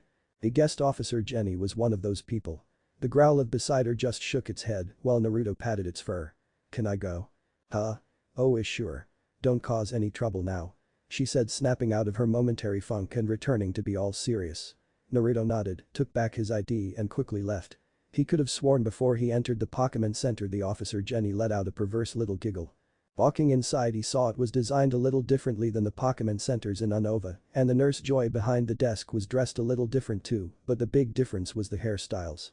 It was not difficult to tell since the Joy nursing family was world-renowned all over the world, not only for their great skill in Pokemon healing, but because all its female members looked identical. You had to be very observant to be able to make out the difference between Joys. "Hello, welcome to the Pokemon Center," the Nurse Joy behind the desk said. "Can I help you?" Nodding Naruto took his 3 Pokeballs and onto the desk.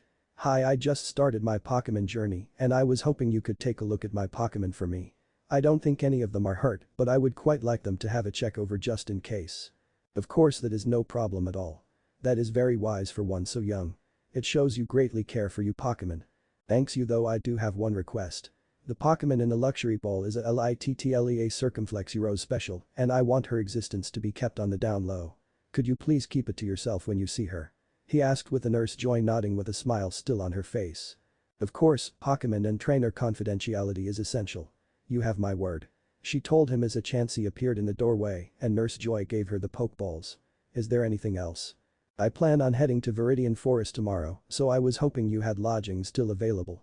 "I will only be here for one night," he asked as Nurse Joy nodded and bent down under the desk and pulled out a room key.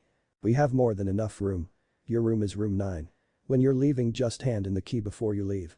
Food gets served at around 6 in the evening and free of charge along with the room. Your Pokemon will be returned before dinner." "Thank you for your help," he said before he went to his room to put his equipment away while Nurse Joy went back to her duties. The room was a simply room with a little bathroom attached to it with a single bed with white sheets. It was the kind of room you expected to see from the Pokemon Center which focused on comfort and rest. Since he had about 2 hours to kill before dinner and before he got his Pokemon back he wandered around Vidian to take in the town while he was here. The town was very clean and the people were pretty nice. He even saw a few trainers with their Pokemon out, happily making the most of the day. Since there didn't seem to be any threats around, Pokemon happily wandered outside their Pokeballs with their trainers. About an hour in he saw the Vidian City gym and saw its gates were closed. He leaned on the gates and looked at the gym building that looked like a big mansion with pillars decorating the front. From what he understood about this gym was usually one of the last that trainers went to before going to the Indigo Plateau, since it was a couple of days walk from Vidian City. He wasn't sure who the gym leader was, since the identity of the gym leader had always been a bit of mystery. All he knew was that whoever was in there would most likely be his last gym opponent of the Kanto League. After visiting the local Pokemon market and picking up a few extra potion sprays with the Poke Dollars he got sent every week, he made his way back to the Pokemon Center, but saw a Pokemon battle going on a little ways off from the center. It was a female trainer with a Weedle against a male trainer with a Caterpie. Both Pokemon looked to be equal, and Naruto decided to lean against a nearby tree as he watched the battle. After a little while the battle was not going anywhere, with neither being able to land the finishing blow on one another. He observed the battle with a few of the other trainers that were staying at the center. All the trainers were roughly around his age or slightly younger. Some had Rattatas with them or Pidgeys. He even saw a Charmander and a Squirtle. He guessed they must have been some of the trainers that went to Professor Oak for their starter Pokemon. They all looked to be in good shape, so he was happy none of them had been hurt and that their trainers were looking after them well enough. Before he could get back to the center though, the skies suddenly darkened and a storm quickly began to pick up. The sky blackened into a deep black color with lightning dancing around in the skies, while a strong wind had swept through the town, causing many to begin taking shelter. The trainers quickly returned their Pokemon and rushed back towards the Pokemon Center, trying to get out of the storm as quick as possible. Where the hell did this come from? The sky was perfectly clear just a minute ago, Naruto thought, since the storm had just come out of nowhere. It was so sudden he would have thought it was a sudden act of Zekrom, one of the legendary Pokemon from the Anova region. He was about to head back inside the Pokemon Center as well, but stopped when he heard a scream come from a little distance away. Taking off from his spot he ran in the direction of the scream, while using his hand to try and block the rain from hitting his eyes. Quickly arriving he understood the situation when he saw a girl about his age leaning over a man-made river and was trying to reach out to a small Squirtle that must have fallen in the water when the storm hit. The sudden increase in the wind was making the little tortoise Pokemon struggle to get back to land with the water sweeping it away when it got close. "Someone help my Squirtle." The pink-haired girl shouted, trying to grab her Squirtle, but kept getting swept further out and now being taken down the river. The girl looked desperate and was letting tears run freely as the feeling of helplessness was taking her over. Naruto went to grab his Pokeballs, but cursed when he remembered they were back at the Pokemon Center. He had hoped to use Latias or Bulbasaur to grab the small turtle Pokemon, but that idea was now out the window. "Oh, I am so screwed. I hope no one back home finds out about this," he thought before he did the unthinkable and ran towards the river, and to the surprise of the pink-haired girl he dived into the river. His head breached the surface and he quickly took a big breath before he hauled ass towards the Squirtle, his arms pounding away at the water as he forced his way towards the little Squirtle. As he got close a small wave of water hit him and water went down his throat, making him choke. Not letting it stop him though, he continued forward and got closer and closer towards the Squirtle, while the pink-haired girl was running along the side of the embankment trying to keep up. His body feeling like it was on fire as his body worked over time, he eventually got closer enough to the Squirtle and grabbed the little Pokemon, bringing it close to him and holding it securely in his arms. "Hold on little one, I'll get you back to your trainer." The Squirtle was very little, smaller than other Squirtle he had seen, which indicated that it was very young. It was no wonder it couldn't fight against the strong river currents. Taking another deep breath he tried to make his way back to the embankment but found his energy was depleted by quite a bit and was finding it more difficult to make it back. "How the hell am I going to get out of this one?" he thought as he was about a few meters away from the side but got swept away again by the strong river currents. His legs kept kicking but he felt himself tiring. As he was about to make another attempt to get back he found a long rope suddenly hit the side of the water next to him and saw the officer Jenny from earlier on the embankment on her motorbike with a rope attached to the back. It didn't take him long to figure what she wanted him to do. He grabbed the rope and quickly felt himself being pulled back to land. A couple of seconds later a drenched and shivering Naruto lay on solid ground with the Squirtle still in his arms, shaking like a leaf. No doubt the experience frightened the life out of the little Pokemon. "That was either the stupidest or the most reckless thing I have seen someone ever do," Officer Jenny said in a scolding tone as she got off her bike and kneeled beside him. She pulled out a blanket from the trunk on her motorbike and put it around his shoulders while the pink-haired girl took the Squirtle from his arms and checked it over. Now that he got a good look at her, he saw she was a young joy girl. Her tears soaked her face as she cuddled her Squirtle and wrapped her jacket around it. "What in the world possessed you to jump into a river like this in this kind of a storm?" she asked, frowning at Naruto. Her Pokemon was in trouble, was the only answer he gave as he lay down on the ground and let himself get his breath back. Beside him the officer shook her head but had a softer look appear on her face. "Almost drowned on my second day, I hope no one back home finds out about this," he thought before he noticed a figure in the black skies. Whatever it was it had lightning dancing around it or being let loose. Acting quickly he took out his Poké-Dex and aimed it to the mystery Pokemon before it got out of range. What appeared on screen surprised him greatly. Zapdos, the electric Pokemon. Its body contains millions of joules of electricity that it occasionally lets out as it flies, leaving thunderstorms behind in the process. It is believed to devour the lightning from natural storms to recharge itself but still feasts on regular food. Zapdos is one of the legendary birds alongside Articuno and Moltres. It disappeared back into the cloud as soon as it came, but Naruto had to let out a chuckle at his luck. Zapdos, he thought, and was about to say something when he felt a pair of arms wrap around him. Looking right, he saw the joy girl from earlier hug him while shaking in happiness. Thank you.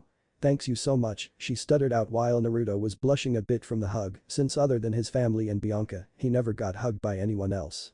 Especially someone he just met recently. Officer Jenny smiled before recommending they get back to the Pokemon Center. Pokemon Center. The moment they got back to the Pokemon Center he was bombarded with blankets by Nurse Joy while the resident Chansey took the little Squirtle and checked her over. The officer Jenny explained what happened to Nurse Joy, who immediately wrapped Naruto in a tight hug. He found out that this Nurse Joy was the mother of the young Joy girl whose Pokemon he just rescued. Evidently Joy and her daughter Melody Joy quickly took to looking after Naruto and to make sure he didn't catch a cold and fall ill. They wrapped him in so many blankets that he could barely move and the only part of him that was visible was his eyes. Other trainers laughed a bit, saying he looked like a mummy. Both Evelyn and Melody thanked him profusely, and while the officer Jenny did reprimand him for putting himself into such a dangerous life and death situation, she did give him a pat on the back for bravery. "You know you don't have to do this. I was just glad I could save your Pokemon," he said as he sat in his room with Melody sitting beside him with a bowl of warm soup and bread in front of him. "It's the least I could do for saving my little Squirtle," she said as she handed him his meal with Naruto, eagerly taking a bite of his bread which he dipped into his soup. "How is your little Squirtle?" he asked. "She's fine. She has caught a little cold, but my mom and Chansey are taking care of her. She will be back to normal by tomorrow," she said. He nodded and took another bite. "So have you been a Pokemon trainer long?" he asked and saw her shake her head. "Only 3 days and I am not really a trainer. I'm training to be a nurse like everyone else in my family, but I also want to learn to be a Pokemon breeder. My father gave me my little Squirtle on my 12th birthday." "Happy belated birthday," he said, making the pink-haired girl laugh, "but thank him. So breeder. That's a great goal," he applauded, getting a big smile from Melody. "Thank you. My father is a Pokemon breeder and I guess it rubbed off on me. Since both my parents have 2 great professions, I wanted to learn the trades of both. It helps that healing and breeding has some common ground. What about you?" "A similar position as you actually. I want to be a great Pokemon trainer since it runs in the family, but my godmother is a Pokemon professor. I guess both rubbed off on me, so I wouldn't mind learning the trades of both," he said, giving her a goofy grin that made her laugh. "So do you plan on going on a Pokemon journey?" "I do, but I'm a little nervous," she said as she shuffled nervously in her seat. "I've never been away from home before, at least not without my parents. I''ma circumflex Euro's afraid." "Are you afraid?" Naruto thought the question over for just a moment before he answered. "No, not really," he said, surprising her. "This is what I wanted for so long that I am more excited. Besides, I hope to make lots of new friends during the journey, so it's not like I'll be alone for long. And I have my Pokemon with me, so I'm never alone, just like you won't be alone with little Squirtle." As Melody took his words to heart, Nurse Joy and Officer Jenny walked into the room with Naruto's Pokeballs in her hands. "Here you go, Naruto. They were all in great condition, so not much needed to be done. And I see what you mean by your special friends." She was awfully playful, she said as Leisha's Pokeball began to shake around and burst out.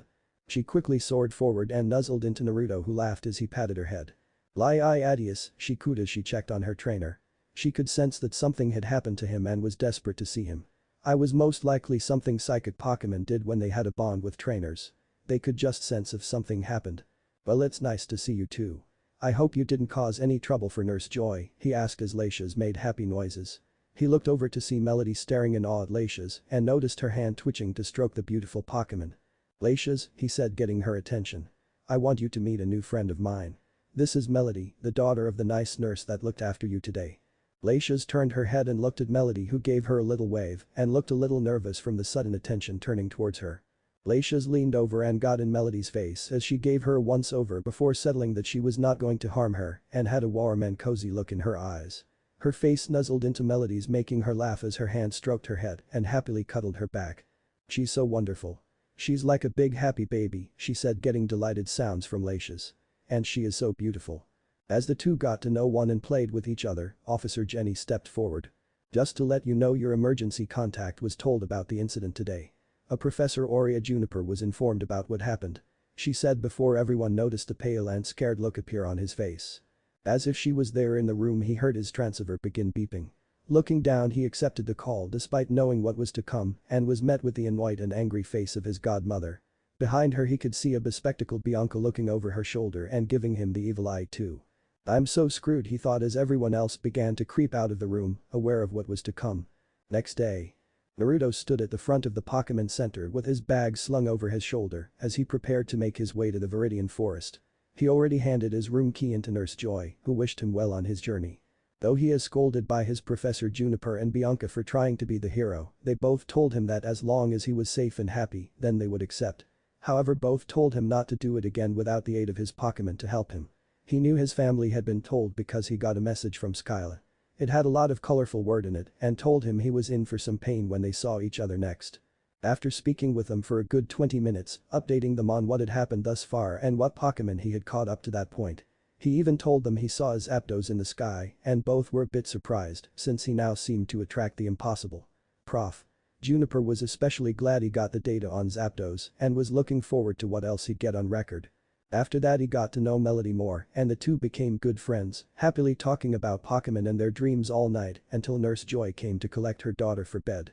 Speaking of the young girl, he noticed her running towards him as he began leaving the Pokemon Center and saw she had a pink backpack slung across her back.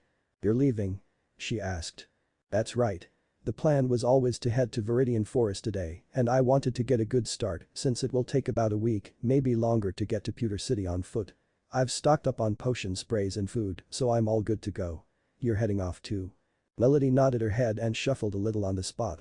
I am, IA circumflex euros. I was wondering if you wanted some company on your trip, she asked, surprising him. You said it would be better to travel with friends and we are friends, right? She said with him nodding. Then I see no reason why we can't travel Kanto together. You can battle the gym leaders and learn more about the Pokemon world like you wanted, and I can learn more about Pokemon healing and breeding. Plus, since I am a fighter and you're a healer, we would make a good team, Naruto said, following the reasoning, and had to admit it was a good idea. Plus he liked Melody and she made a good impression on Laisha's, which was a star in his books. Are your parents okay with this? Melody laughed. It was actually my mom's idea since she has taken a liking to you. I promise I won't get in the way, she told him as she played with the straps on her bag. She waited for Naruto to give his answer and Naruto was enjoying teasing her with his silence. He already made his decision the moment she told him. Sure, that's fine with me. The more the merrier as far as I am concerned, he said, getting an overjoyed look on her face. She quickly engulfed him in a hug while muttering thank you over and over again. From inside, Nurse Joy watched her daughter leave with her new friend who she knew would be a good influence on her and would help her in her goals. Though I wonder if he will tell her who his family is, she wondered aloud, knowing full well who he really was before going back to her nurse duties. He does look just like his father. He will be a looker for sure. I hope my Melody grabs him before anyone else. Chapter 3 completed. Chapter 4. The first thing Naruto and Melody noticed was the abundances of bug Pokemon that lived in Vidian Forest. The moment they stepped into the forest, the buzzing sounds of Beedrill could be heard everywhere as swarms of the wasp-like Pokemon buzzed across the tops of the trees, heading towards their colony's home. Stuck on the trees were dozens of Kakuna. They guessed they must have walked past at least 100 Kakuna getting ready to evolve into their Beedrill form. The Kakuna just lay perfectly still as they waited for their moment to join the colonies of Beedrill that took refuge in the massive home that was Vidian Forest. Naruto couldn't wait to see more. Though bug Pokemon was not particularly one of his favorite Pokemon types, seeing new Pokemon in their natural habitat was nothing short of incredible, and it sparked his inner Pokemon professor. There was also an abundance of flying types like Pidgeys and Spearow, again like the route up to Vidian City. He even saw a few rare Talos that originated from the Hone region that flew by. So far he had just seen Kanto bug Pokemon, but he hoped he could maybe find Johto or maybe even Hone type in here as well. There was just an abundance of bug type everywhere he looked. It's amazing, Melody said as she spun around in a circle as she looked up at the various bug and flying type Pokemon that lived in the forest. It's so full of life, it's just so beautiful. It really is. Is this the first time you have been here? He asked and saw Melody nod her head. Yeah, we didn't go on holiday much since mom and dad worked a lot, but when we did go away we usually went abroad. Really? Where? He asked, curious to find out where else she had visited. Usually the Johto region since it's where my dad came from and we have family out there. We would go visit my mother's side of the family, but there are so many joys out there that we lose track of where most are, she said laughing prompting Naruto to laugh. Yeah, that does sound like a problem. How many joys are there in the world anyway? Other than yourself and your mom, the only other Joy I met was Diana Joy who lived in Nuvema town. She showed me a few Pokemon healing techniques when I first got Lacia's. I think I recognize her name, but like I said, too many to follow, she told Naruto before turning to look at him. What about you? Anywhere else you have been? A few other places, though they were mostly in Anova. I used to go with my aunt when she went on research projects out of town. My parents and siblings were away a lot, so I spend a lot of time with her. Melody nodded. Your dad's the champion and your mother's the top coordinator, she said before giggling at the surprised look on his face. How did you know? He asked, clearly surprised that she knew who his family was. I always read the Poke magazine, and you look exactly like your father, Boo, with shorter hair. Oh, and there's the last name. She said, ruffling his hair making him smile a little sadly. Yeah, THEYA circumflex Euros, they were away a lot on business you could say, so I never really spent much time with them. It's probably why I am so close to my godmother. Melody nodded and left it that, not wanting to pry into her new friend's life just yet.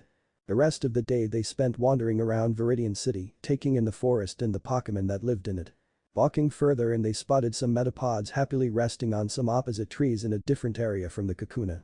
Since the two separate Pokemon had a history of being quite hostile towards one another, the Pokemon obviously did not want the mature Beedrills to attack them while in the chrysalis stage. Once the morning was over, they spent the afternoon training their Pokemon. Despite not training to be a Pokemon trainer, Naruto had managed to convince Melody it was in her best interest to train up her Squirtle. He told her having a giant Blastoise was a great Pokemon to have for protection. They ran the same Pokemon training that he had set up during his time heading towards Vidian City and had Melody's Squirtle follow the same training path that his Poliwag was going through. Meanwhile, he helped Melody by giving him advice on how to use a Pokemon in battle, along with making sure she always knew the level and the moves that her Squirtle knew. To do this he used his Poka Dex to help her with that information. They spent the rest of the day training before they set up camp as the sun began to set. Melody's pink tent sat on the opposite side from Naruto's orange tent, making a neat little campsite for their group and had a small fire in the center again like before.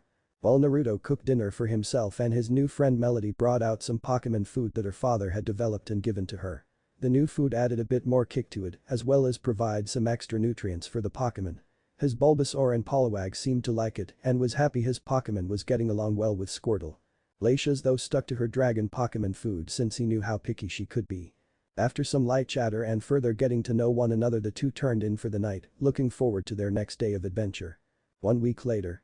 I think we're lost, Naruto said as he and Melody took a seat on a wooden log and rubbed her feet, their days of walking beginning to make her feet ache. I think we have been lost for the last 3 days, someone was just a little stubborn to say no, she said, pouting at Naruto, who gave her a goofy grin in response while nervously scratching his head. We could have flown out. It would have been a lot easier. Naruto sighed, he had been through this before. I know, Melody, but Lacia's isn't big enough to carry 2 people. She is barely big enough to carry 1. Besides, if we flew out of Vidian Forest on a Lacia's it would draw unwanted attention. Melody nodded, understanding that he had a point. She was just frustrated at being lost in Vidian Forest for so long. Hey, at least during our time lost we got a lot of training done right. He told her, since it was at least one positive that came out of being lost in the bug-infested forest. While Lacia's had managed to go up a good 2 levels and learned Safeguard, a powerful defensive move that he knew would become very handy in the future. The big boost was from his Bulbasaur and his Poliwag. The 2 little Pokemon had both gone up a good 5 levels thanks to their training and picking fights with Beedrill. Who knew the endless swarms of Beedrill would actually come in handy for something. Bulbasaur managed to learn Leech Seed, Poliwag meanwhile learned Water Gun and Bubble Beam. The same could be said for Melody's Squirtle that managed to go up a few levels and also managed to learn Bubble and Water Gun. The little Squirtle was very determined and spirited when it came to defending her friend and trainer. Though Naruto knew a trainer as loving as Melody, this Squirtle was going to go far. "Come on, we should keep moving," he said as he looked at his map of his transceiver. "We can navigate through this. We just need to be smart about. We are lost because this is our first time going through it." Walking forward, Naruto was about to lead the way before he noticed a large brown figure suddenly step in the middle of the path they were on. Beside the brown lump was a strangely dressed boy who was wearing some kind of samurai outfit. On his back was a big catching net. "All trainers. State why you are in this forest," he asked as he pointed his finger towards the duo who looked at him a little oddly. "Who is this nut job?" they both thought. "Abudya circumflex euros, isn't it a bit early for Halloween?" Naruto asked jokingly. "I am a samurai, the samurai of the forest and the great catcher and trainer of bug Pokemon. Pinsir," the boy called out as the brown lump turned around and Naruto saw the large form of an intimidating Pinsir. It had a bipedal dull brown body and a large pair of gray, spiky pincers on top of its head. In its mouth were many long flat teeth arranged horizontally. Its legs are short and thick while its arms are long and thin, and each limb ends with 3 gray claws. Naruto quickly scanned it with his Poka Dex. Pinsir, the stag beetle Pokemon. Despite the scrawny-looking arms, Pinsir possesses a strong level of physical strength, and their horns are their greatest weapons for combat. They will use their horns to grab their enemies and constrict them painfully. They are known to be territorial and enjoy the taste of tree sap. If their horns fail to constrict, they will simply toss their enemies away. "Wow, a Pinsir, I can't say I have ever seen one of those before. It's really cool looking," he said, complimenting the Pinsir, making the boy look at him in surprise. "Another person who loves bug Pokemon just like I do. How wonderful," the boy said happily. Naruto guessed the boy was about his age or younger. "Well, I wouldn't say love, but I find them interesting and they have their perks," Naruto told him as the boy nodded. That was when Melody intervened. "You said you live in this forest, right? That means you know the way out?" she asked with samurai nodding. "Thanks goodness we have been stuck in here for the last few days. Do you think you could show us the way out?" The boy looked at them quizzically and gave them a once-over. "You two are trainers, right?" he asked with Naruto nodding. "Future nurse and breeder," Melody said as the boy nodded before he pointed at Naruto.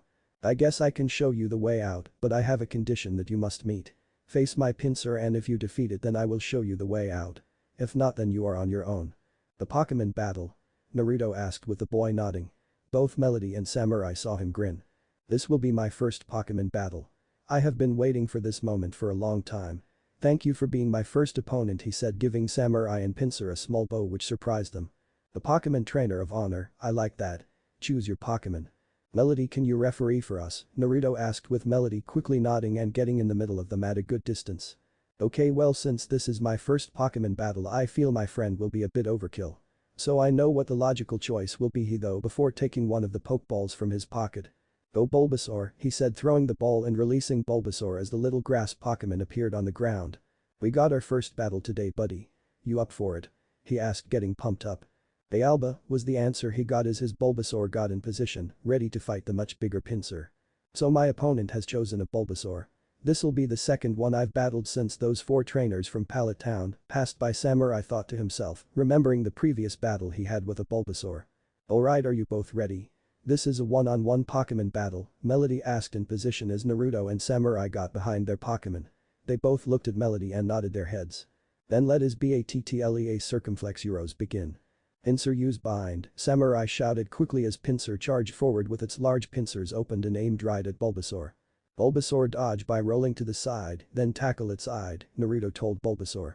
Bulbasaur nodded and rolled along the ground to the right, dodging the Pinsir's attack before it lunged forward. "Pinsir, defend yourself with heart," Samurai said as Pinsir glowed white for a moment before the glow vanished and its body now looked shiny. Bulbasaur crashed against Pinsir's side, but it proved to be a mistake as Bulbasaur was flung back as if he tried to tackle Boulder, while Pinsir stood in its spot seemingly with no damage done to it. Darn, he raised its defensive power against physical attacks. Naruto though well grinding his teeth thinking about how to overcome this problem. "Good work, Pinsir, now keep after it. Use focus energy and lock Bulbasaur in bind," Samurai told his Pokemon. Pinsir glowed blue for a moment before it charged forward again to try and trap Bulbasaur in its pincers, but Naruto just kept telling Bulbasaur to keep dodging.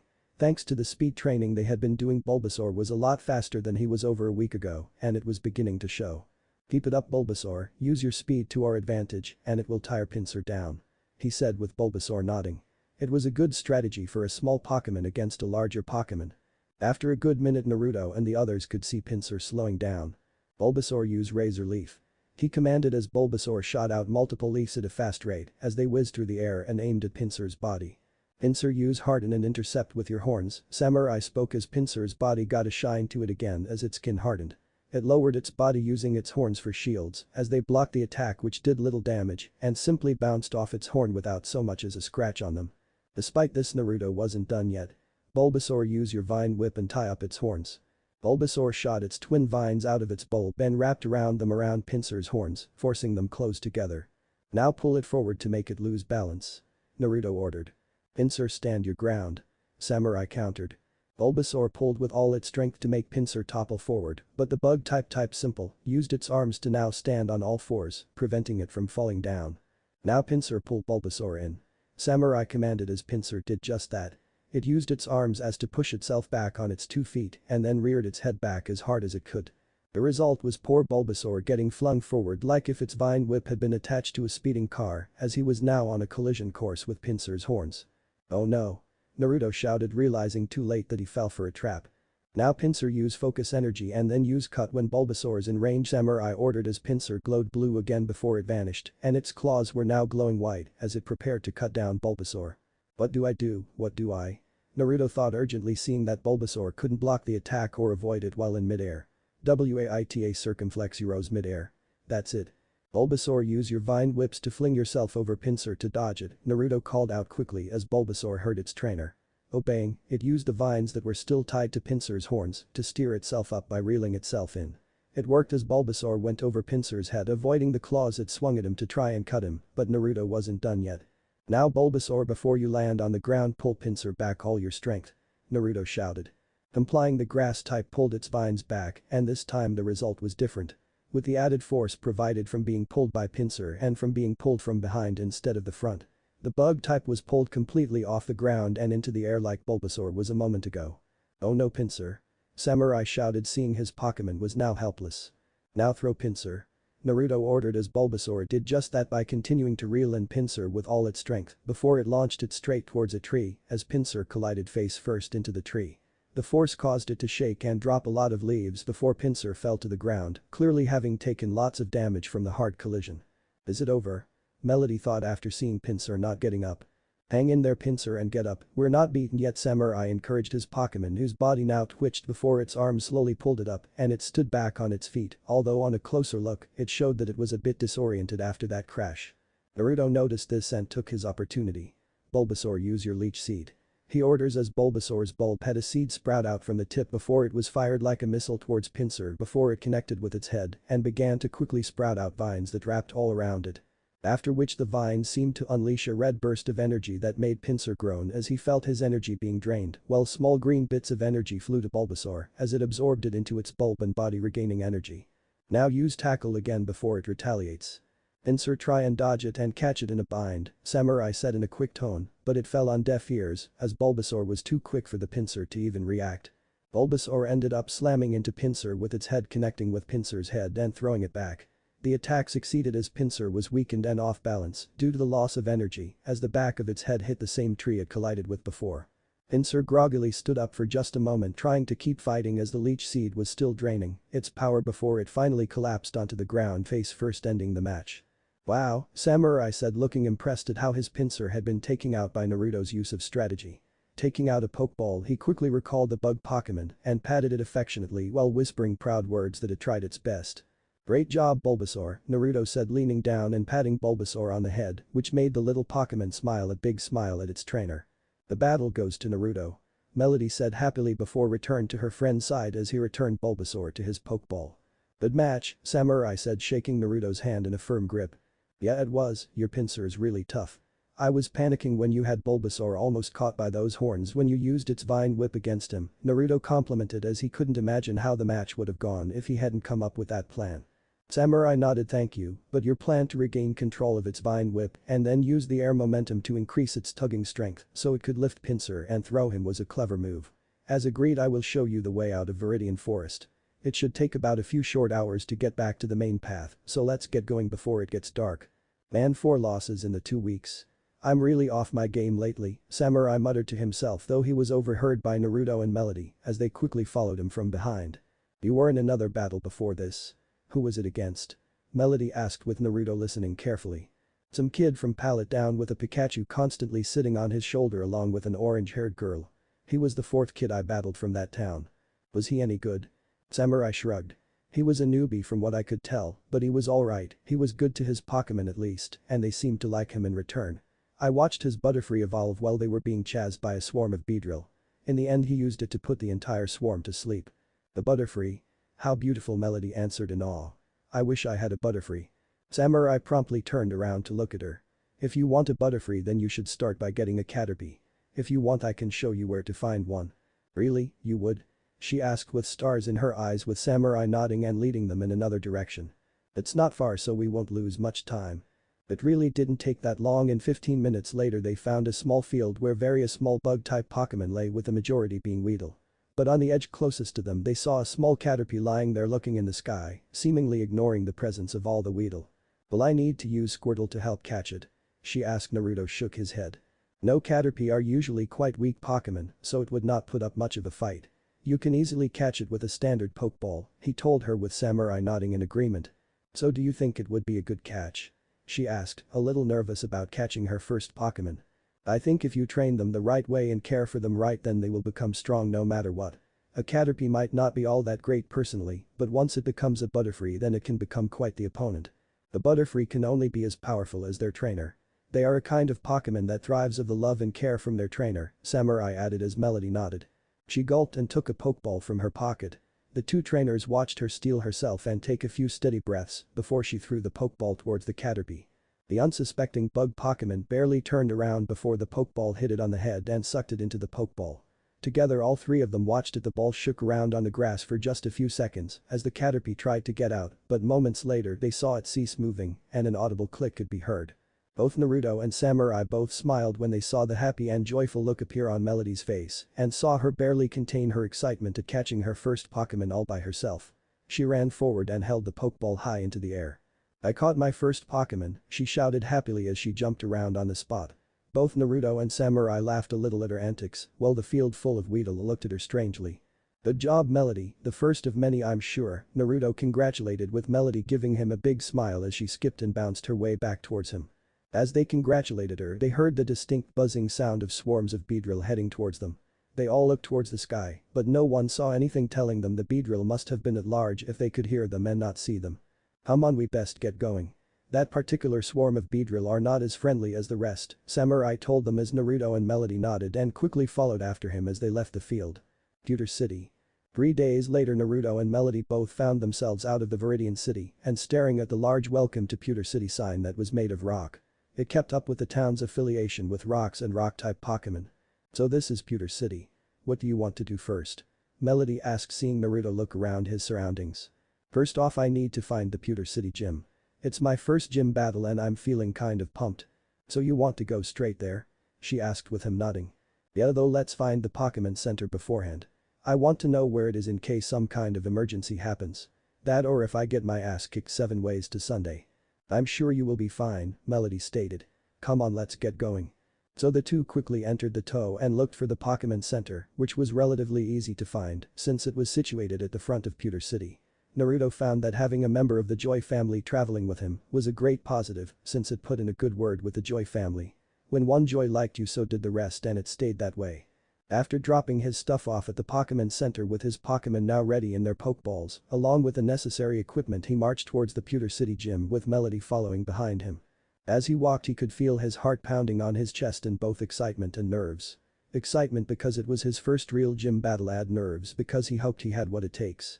If my sisters can do it then so can I, he thought as his hand went up to clutch Leisha's luxury ball that lay comfortably around his neck. I'm probably going to use you for this, girl, so please be ready, he whispered before smiling as the Pokeball shook. Leisha's was ready, he just hoped he was.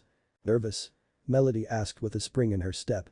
Since catching her Caterpie, she had been even more joyful to be around the usual.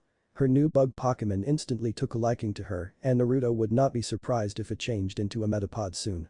This Caterpie was oddly spirited for a Caterpie. Yeah. The first gym battle is always the toughest. It's where you see if you're good enough. If you have what it takes to go the rest of the way. The first hurdle, so to speak. Melody simple nodded and would stand by her new friend for support. From what she had already seen he was a great trainer. He knew when to push his Pokémon and when to be lenient.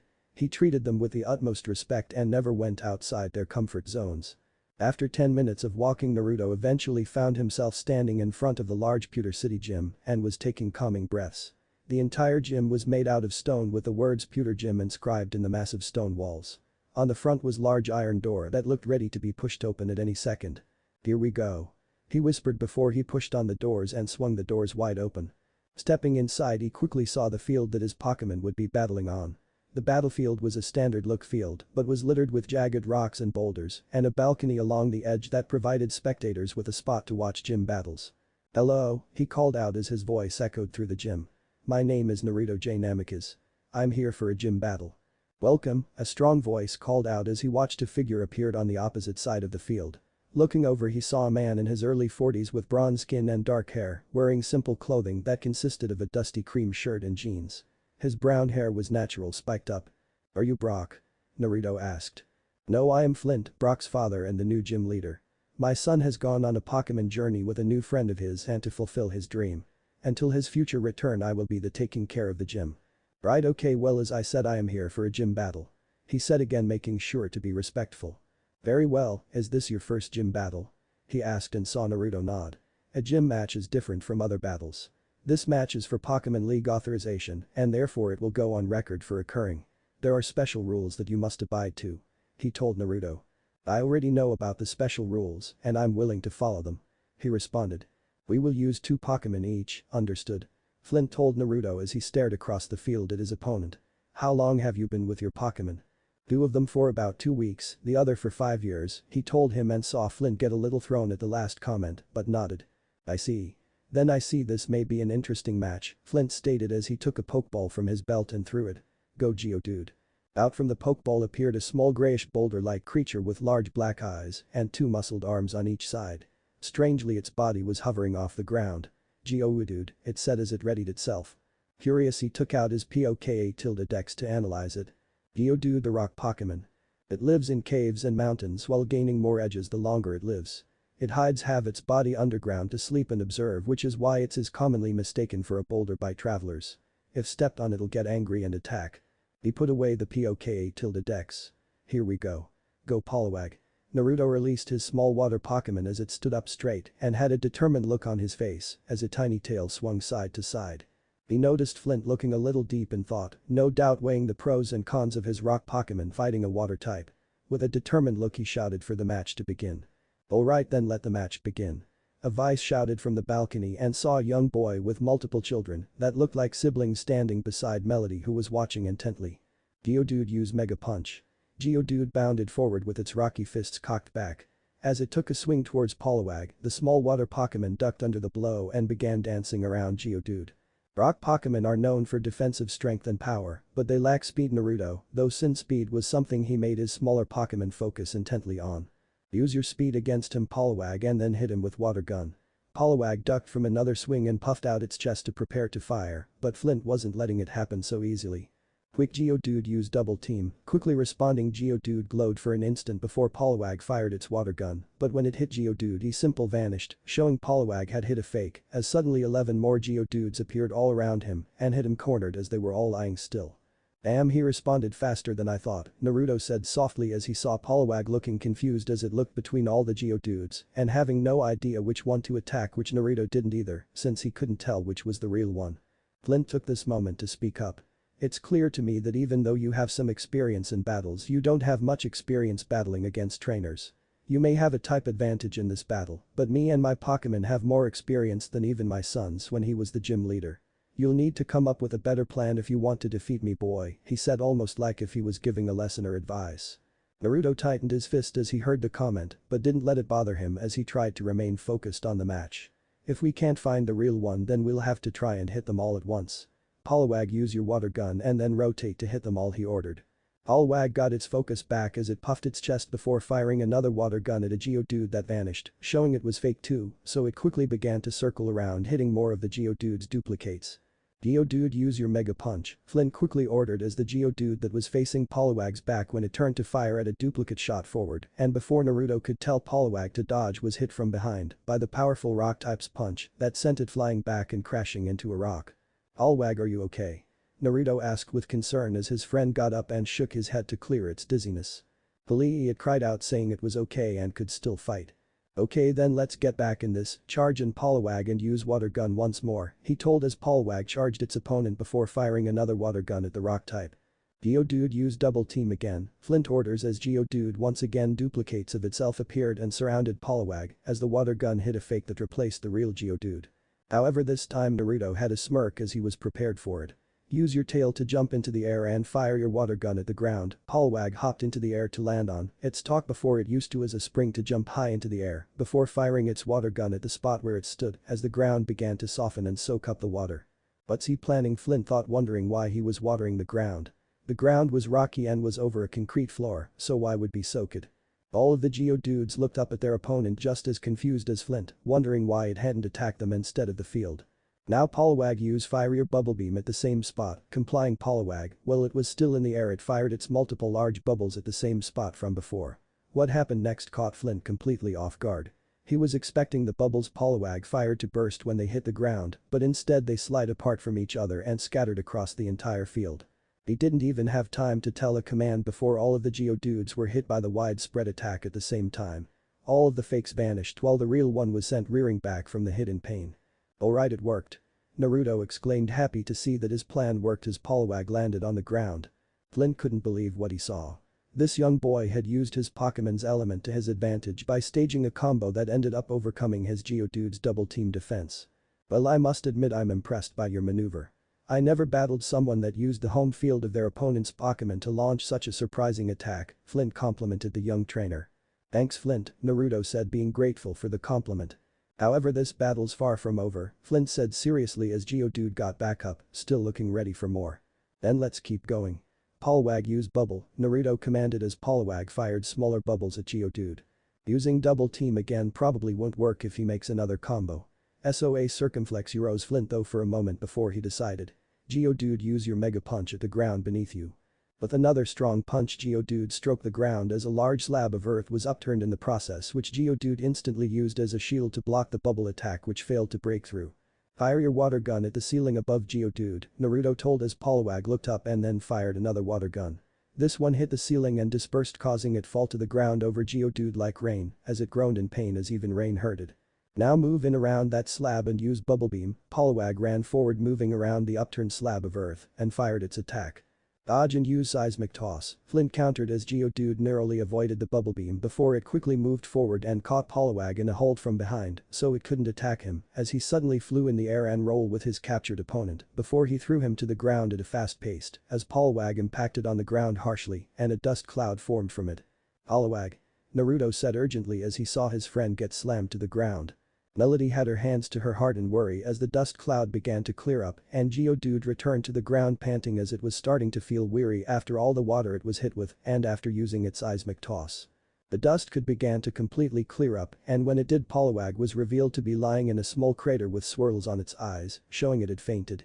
Poliwag is unable to battle Geodude wins the battle, the young boy said as the children cheered for their dad's first win since his return, while Melody was looked a little down that Naruto lost the first round.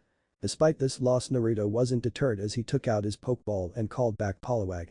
You did great Poliwag, I'm sorry that I couldn't lead you to victory in your first official battle, he apologized to his friend as he put his Pokeball away.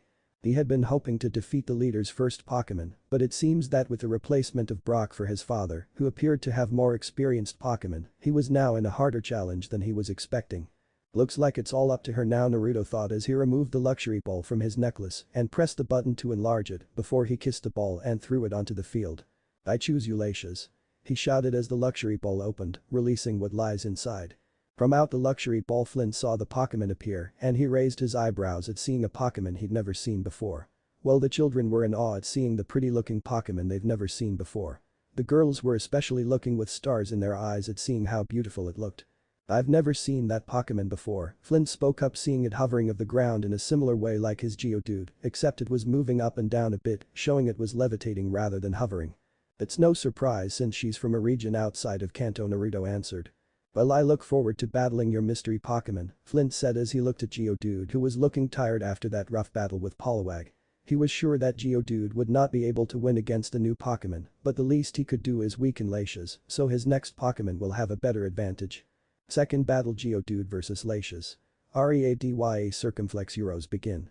Let's hit him hard and fast. Geodude, use rock throw. Geodude acted fast as he punched a small boulder that broke apart into smaller rocks that were sent flying towards Latias.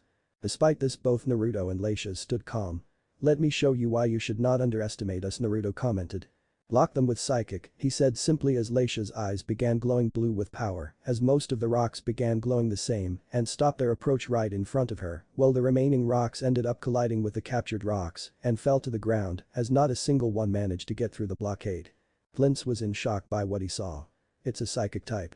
Now send it back at Geodude. Complying, Latias used its psychic power to send the rocks back at Geodude, who was bombarded by the psychic-powered rocks and sent rolling back until it collided with a boulder and fell to the ground as it was knocked out. Geodude is unable to battle Latias as the winner, the boy said again as he and his siblings couldn't believe how strong the mysterious Pokémon called Latias was to have been able to stop Geodude's rock throw and send it back. Clearly it was a Pokémon not to be taken lightly. Geodude return, Flint muttered as Geodude was returned to his Pokeball. He then looked over at Naruto. A fine first battle for your Latias, but you will find the second won't be as easy. You won't beat my next Pokémon. Go Onix, he shouted as an enormous rock-like snake appeared on the field. Its grey boulder-like body got smaller towards the tail. There is a rocky spine on its head and a pair of black eyes right beneath it. It glared at Latias, who glared right back despite looking a little unnerved at the great difference in size. Come on Naruto, just one more win and you've got it, Melody thought as she saw that the stage was now even with both Pokémon being at 100% full strength and there was no type advantage on either side. Final battle, Onix vs Latiasa circumflex Euros begin. Onix used Tackle. Onix lunged forward with its large head aimed towards Latias. Despite the large Pokémon charging at her at what would be a painful collision, Latias remained calm like before awaiting her trainer's commands. Veer to the left and dodge it, Naruto said as Latias did what her trainer asked and easily soared out of the way. Her slim and aerodynamic body was designed for speed and Onix coming towards her was a speed she could easily see coming. Flint though wasn't done. Onix, when you hit the ground, use Dig. When Onix hit the ground, it quickly began to burrow into it before it disappeared just a few seconds later. Keep your eyes open, he told her as Latias floated in the air and kept an eye on the ground. From behind her the ground began to crack before the enormous head of Onix roared towards her. Dodge and use Psywave, he told as Latias dodged to the right and then fired rings of multicolored energy as they hit Onix by the head and caused it pain while pushing it back slowly. Hang in there Onix, it's time we change our tactics. Use Dig once more, Flint ordered as Onix understood his trainer's command and went back underground to escape from the constant attack. Stay sharp Latias, he's up to something, he said as Latias kept an eye out for signs of the rock snake. Naruto was also keeping his at the ground looking for any cracks or earth that'll be upturned by Onix's reappearance from below. Get ready Onix. Flint shouted as the rock snake heard him from below and the ground began to shake. He's coming, but from where? Naruto said softly as he looked urgently around the field trying to see where it was going to come out while Latias was doing the same thing. Now. Flint shouted as Naruto saw the ground directly behind Latias crack up and upturn with a small dust cloud being made in the process. Latias behind you, turn around and use Psywave again, Naruto quickly ordered as Latias turned around and fired another Psywave. However, both Naruto and Latias were given a surprise when another dust cloud appeared behind Latias revealing Onix's head while the Psywave blasted the first dust cloud to reveal it was only the tip of Onix's tail that she hit. Tackle it now. Flint ordered. Latias, get away. He tried to warn, but it was too late as Onix was already too close for Latias to dodge as she was hit by the full force Onix's tackle that sent her crashing to the ground and into one of the remaining boulders which knocked the wind right out of her. Don't let up on it, Onix used Bind, Flint told as Onix seized the opportunity. Latias, fly up now. Naruto told as Latias tried to fly back up but it was still shaken from the impact and wasn't completely aware of the surroundings yet, which Onix used for its advantage by raising its body higher and catching Latias with its tail where it then proceeded to constrict her, earning a painful squeal from her. Naruto now knew he was in trouble. Fight back with Psywave, he said as Latias tried but it couldn't focus on firing its attack with all the pain it was feeling as Onix began to slowly tighten its grip. Latias, try and free yourself with Psychic, he pleaded to his friend as Latias grit her teeth trying to tolerate the pain as her eyes slowly opened and glowed with power. Onix's tail began to glow the same color as it felt something trying to pry it open so Latias could escape. He fought to resist it as he tried to keep constricting her. Laisha's was feeling a strain on its mind as she had never tried using psychic on something as big and heavy as an onyx. Especially one that was wrecking her concentration by constricting her and filling her with pain. It felt like she was trying to lift a Snorlax off the ground while it was thrashing around. "Hang in there, Laisha's, and put more power into your attack," Naruto encouraged his friend who was fighting for her freedom. Flint was wondering what to do in this tug-of-war between them. His Onyx was fighting to maintain its grip on Laisha's, who was loosening its hold just enough for it to keep its focus maintained on trying to free itself. However, as he looked at Onyx, he saw that the area from its torso and up wasn't affected by psychic.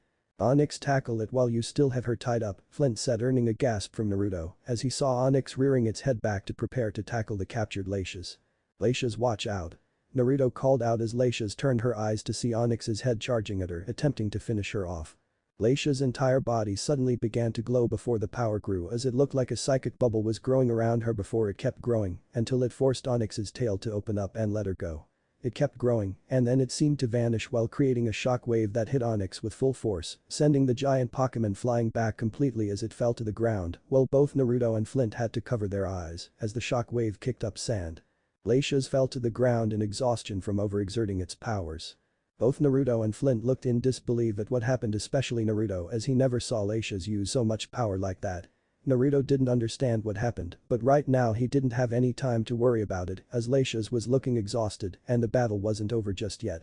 The miniature sandstorm stopped as they both looked to the field to see Laisha's hovering off the ground while panting with some great exhaustion, while Onyx was on the ground, flinching from the pain its whole body was feeling after that huge attack.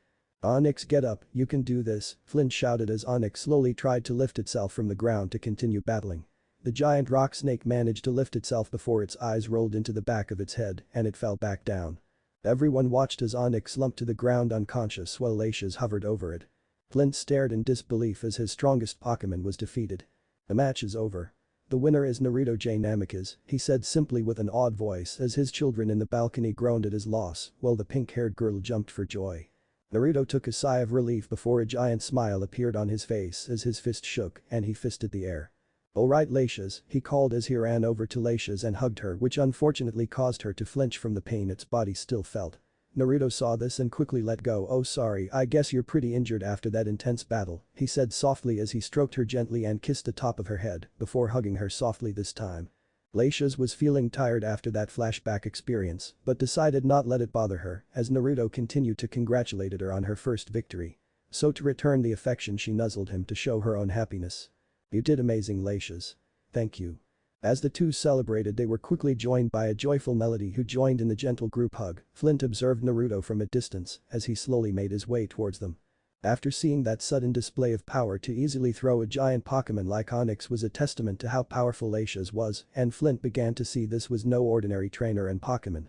The look that was on their faces was the same and both had a similar calm aura about them. Like the two had this powerful trust in one another. He recognized that it was rare to see in trainers and only those that had something to prove had it. He had a feeling this boy in front of him was special, just like that Ash kid he met. "Naruto, congratulations on defeating me. I guess my skills may not be what they used to be. But you have earned this," he said as he pulled out a small gray boulder badge. "For defeating me, I Flint, the Pewter City gym leader, present to you, Naruto J. Namikaze, with the boulder badge. You have earned it. My first badge," he whispered as he took the badge into his hand and looked it over. It was just a plain gray badge shaped like a boulder, yet to Naruto it meant one thing. That he had proven himself a worthy trainer and that he was on his way. "Thank you, sir, for the gym battle," Naruto said, shaking Flint's hand. "You're welcome, Naruto. It was a pleasure battling you. I have a feeling I will be seeing more of you in the paper one day. Good luck on the rest of your journey," he said before he noticed his children coming towards them and one of his daughters tugged on Naruto's pants leg. "Mr. Naruto, can we play with your LSA circumflex Euros LATIA circumflex Euros Laisha's, please?" she asked, giving him a puppy dog look. Naruto looked down at her and smiled before nodding his head. "Sure, though she is still feeling sore from the battle, she can play with you guys. Just don't do anything forceful and play gently and very carefully, alright?" he asked as all the children nodded while Laisha stared down at the little girl with her big amber-colored eyes. "Lai," she said before she began chasing Flint's children around the gym hall as the children mock cried in fear before they piled on top of Laisha's and began stroking and patting her. Laisha's was obviously enjoying it as she hummed happily as she licked the top of one of the youngest children's nose, making them laugh. Everyone else laughed as Laisha's played with the children until Flint collected his children so they could go and get dinner ready. After they said their goodbyes, Naruto returned Lacia's to her luxury ball and he and Melody left the Pewter City gym with his first gym badge settled in his pocket as a happy and eager smile stayed plastered on his face for the rest of the day. Chapter 4 completed. What if Naruto was Pokemon champion? And Pokemon end here and thanks for watching my video till the end.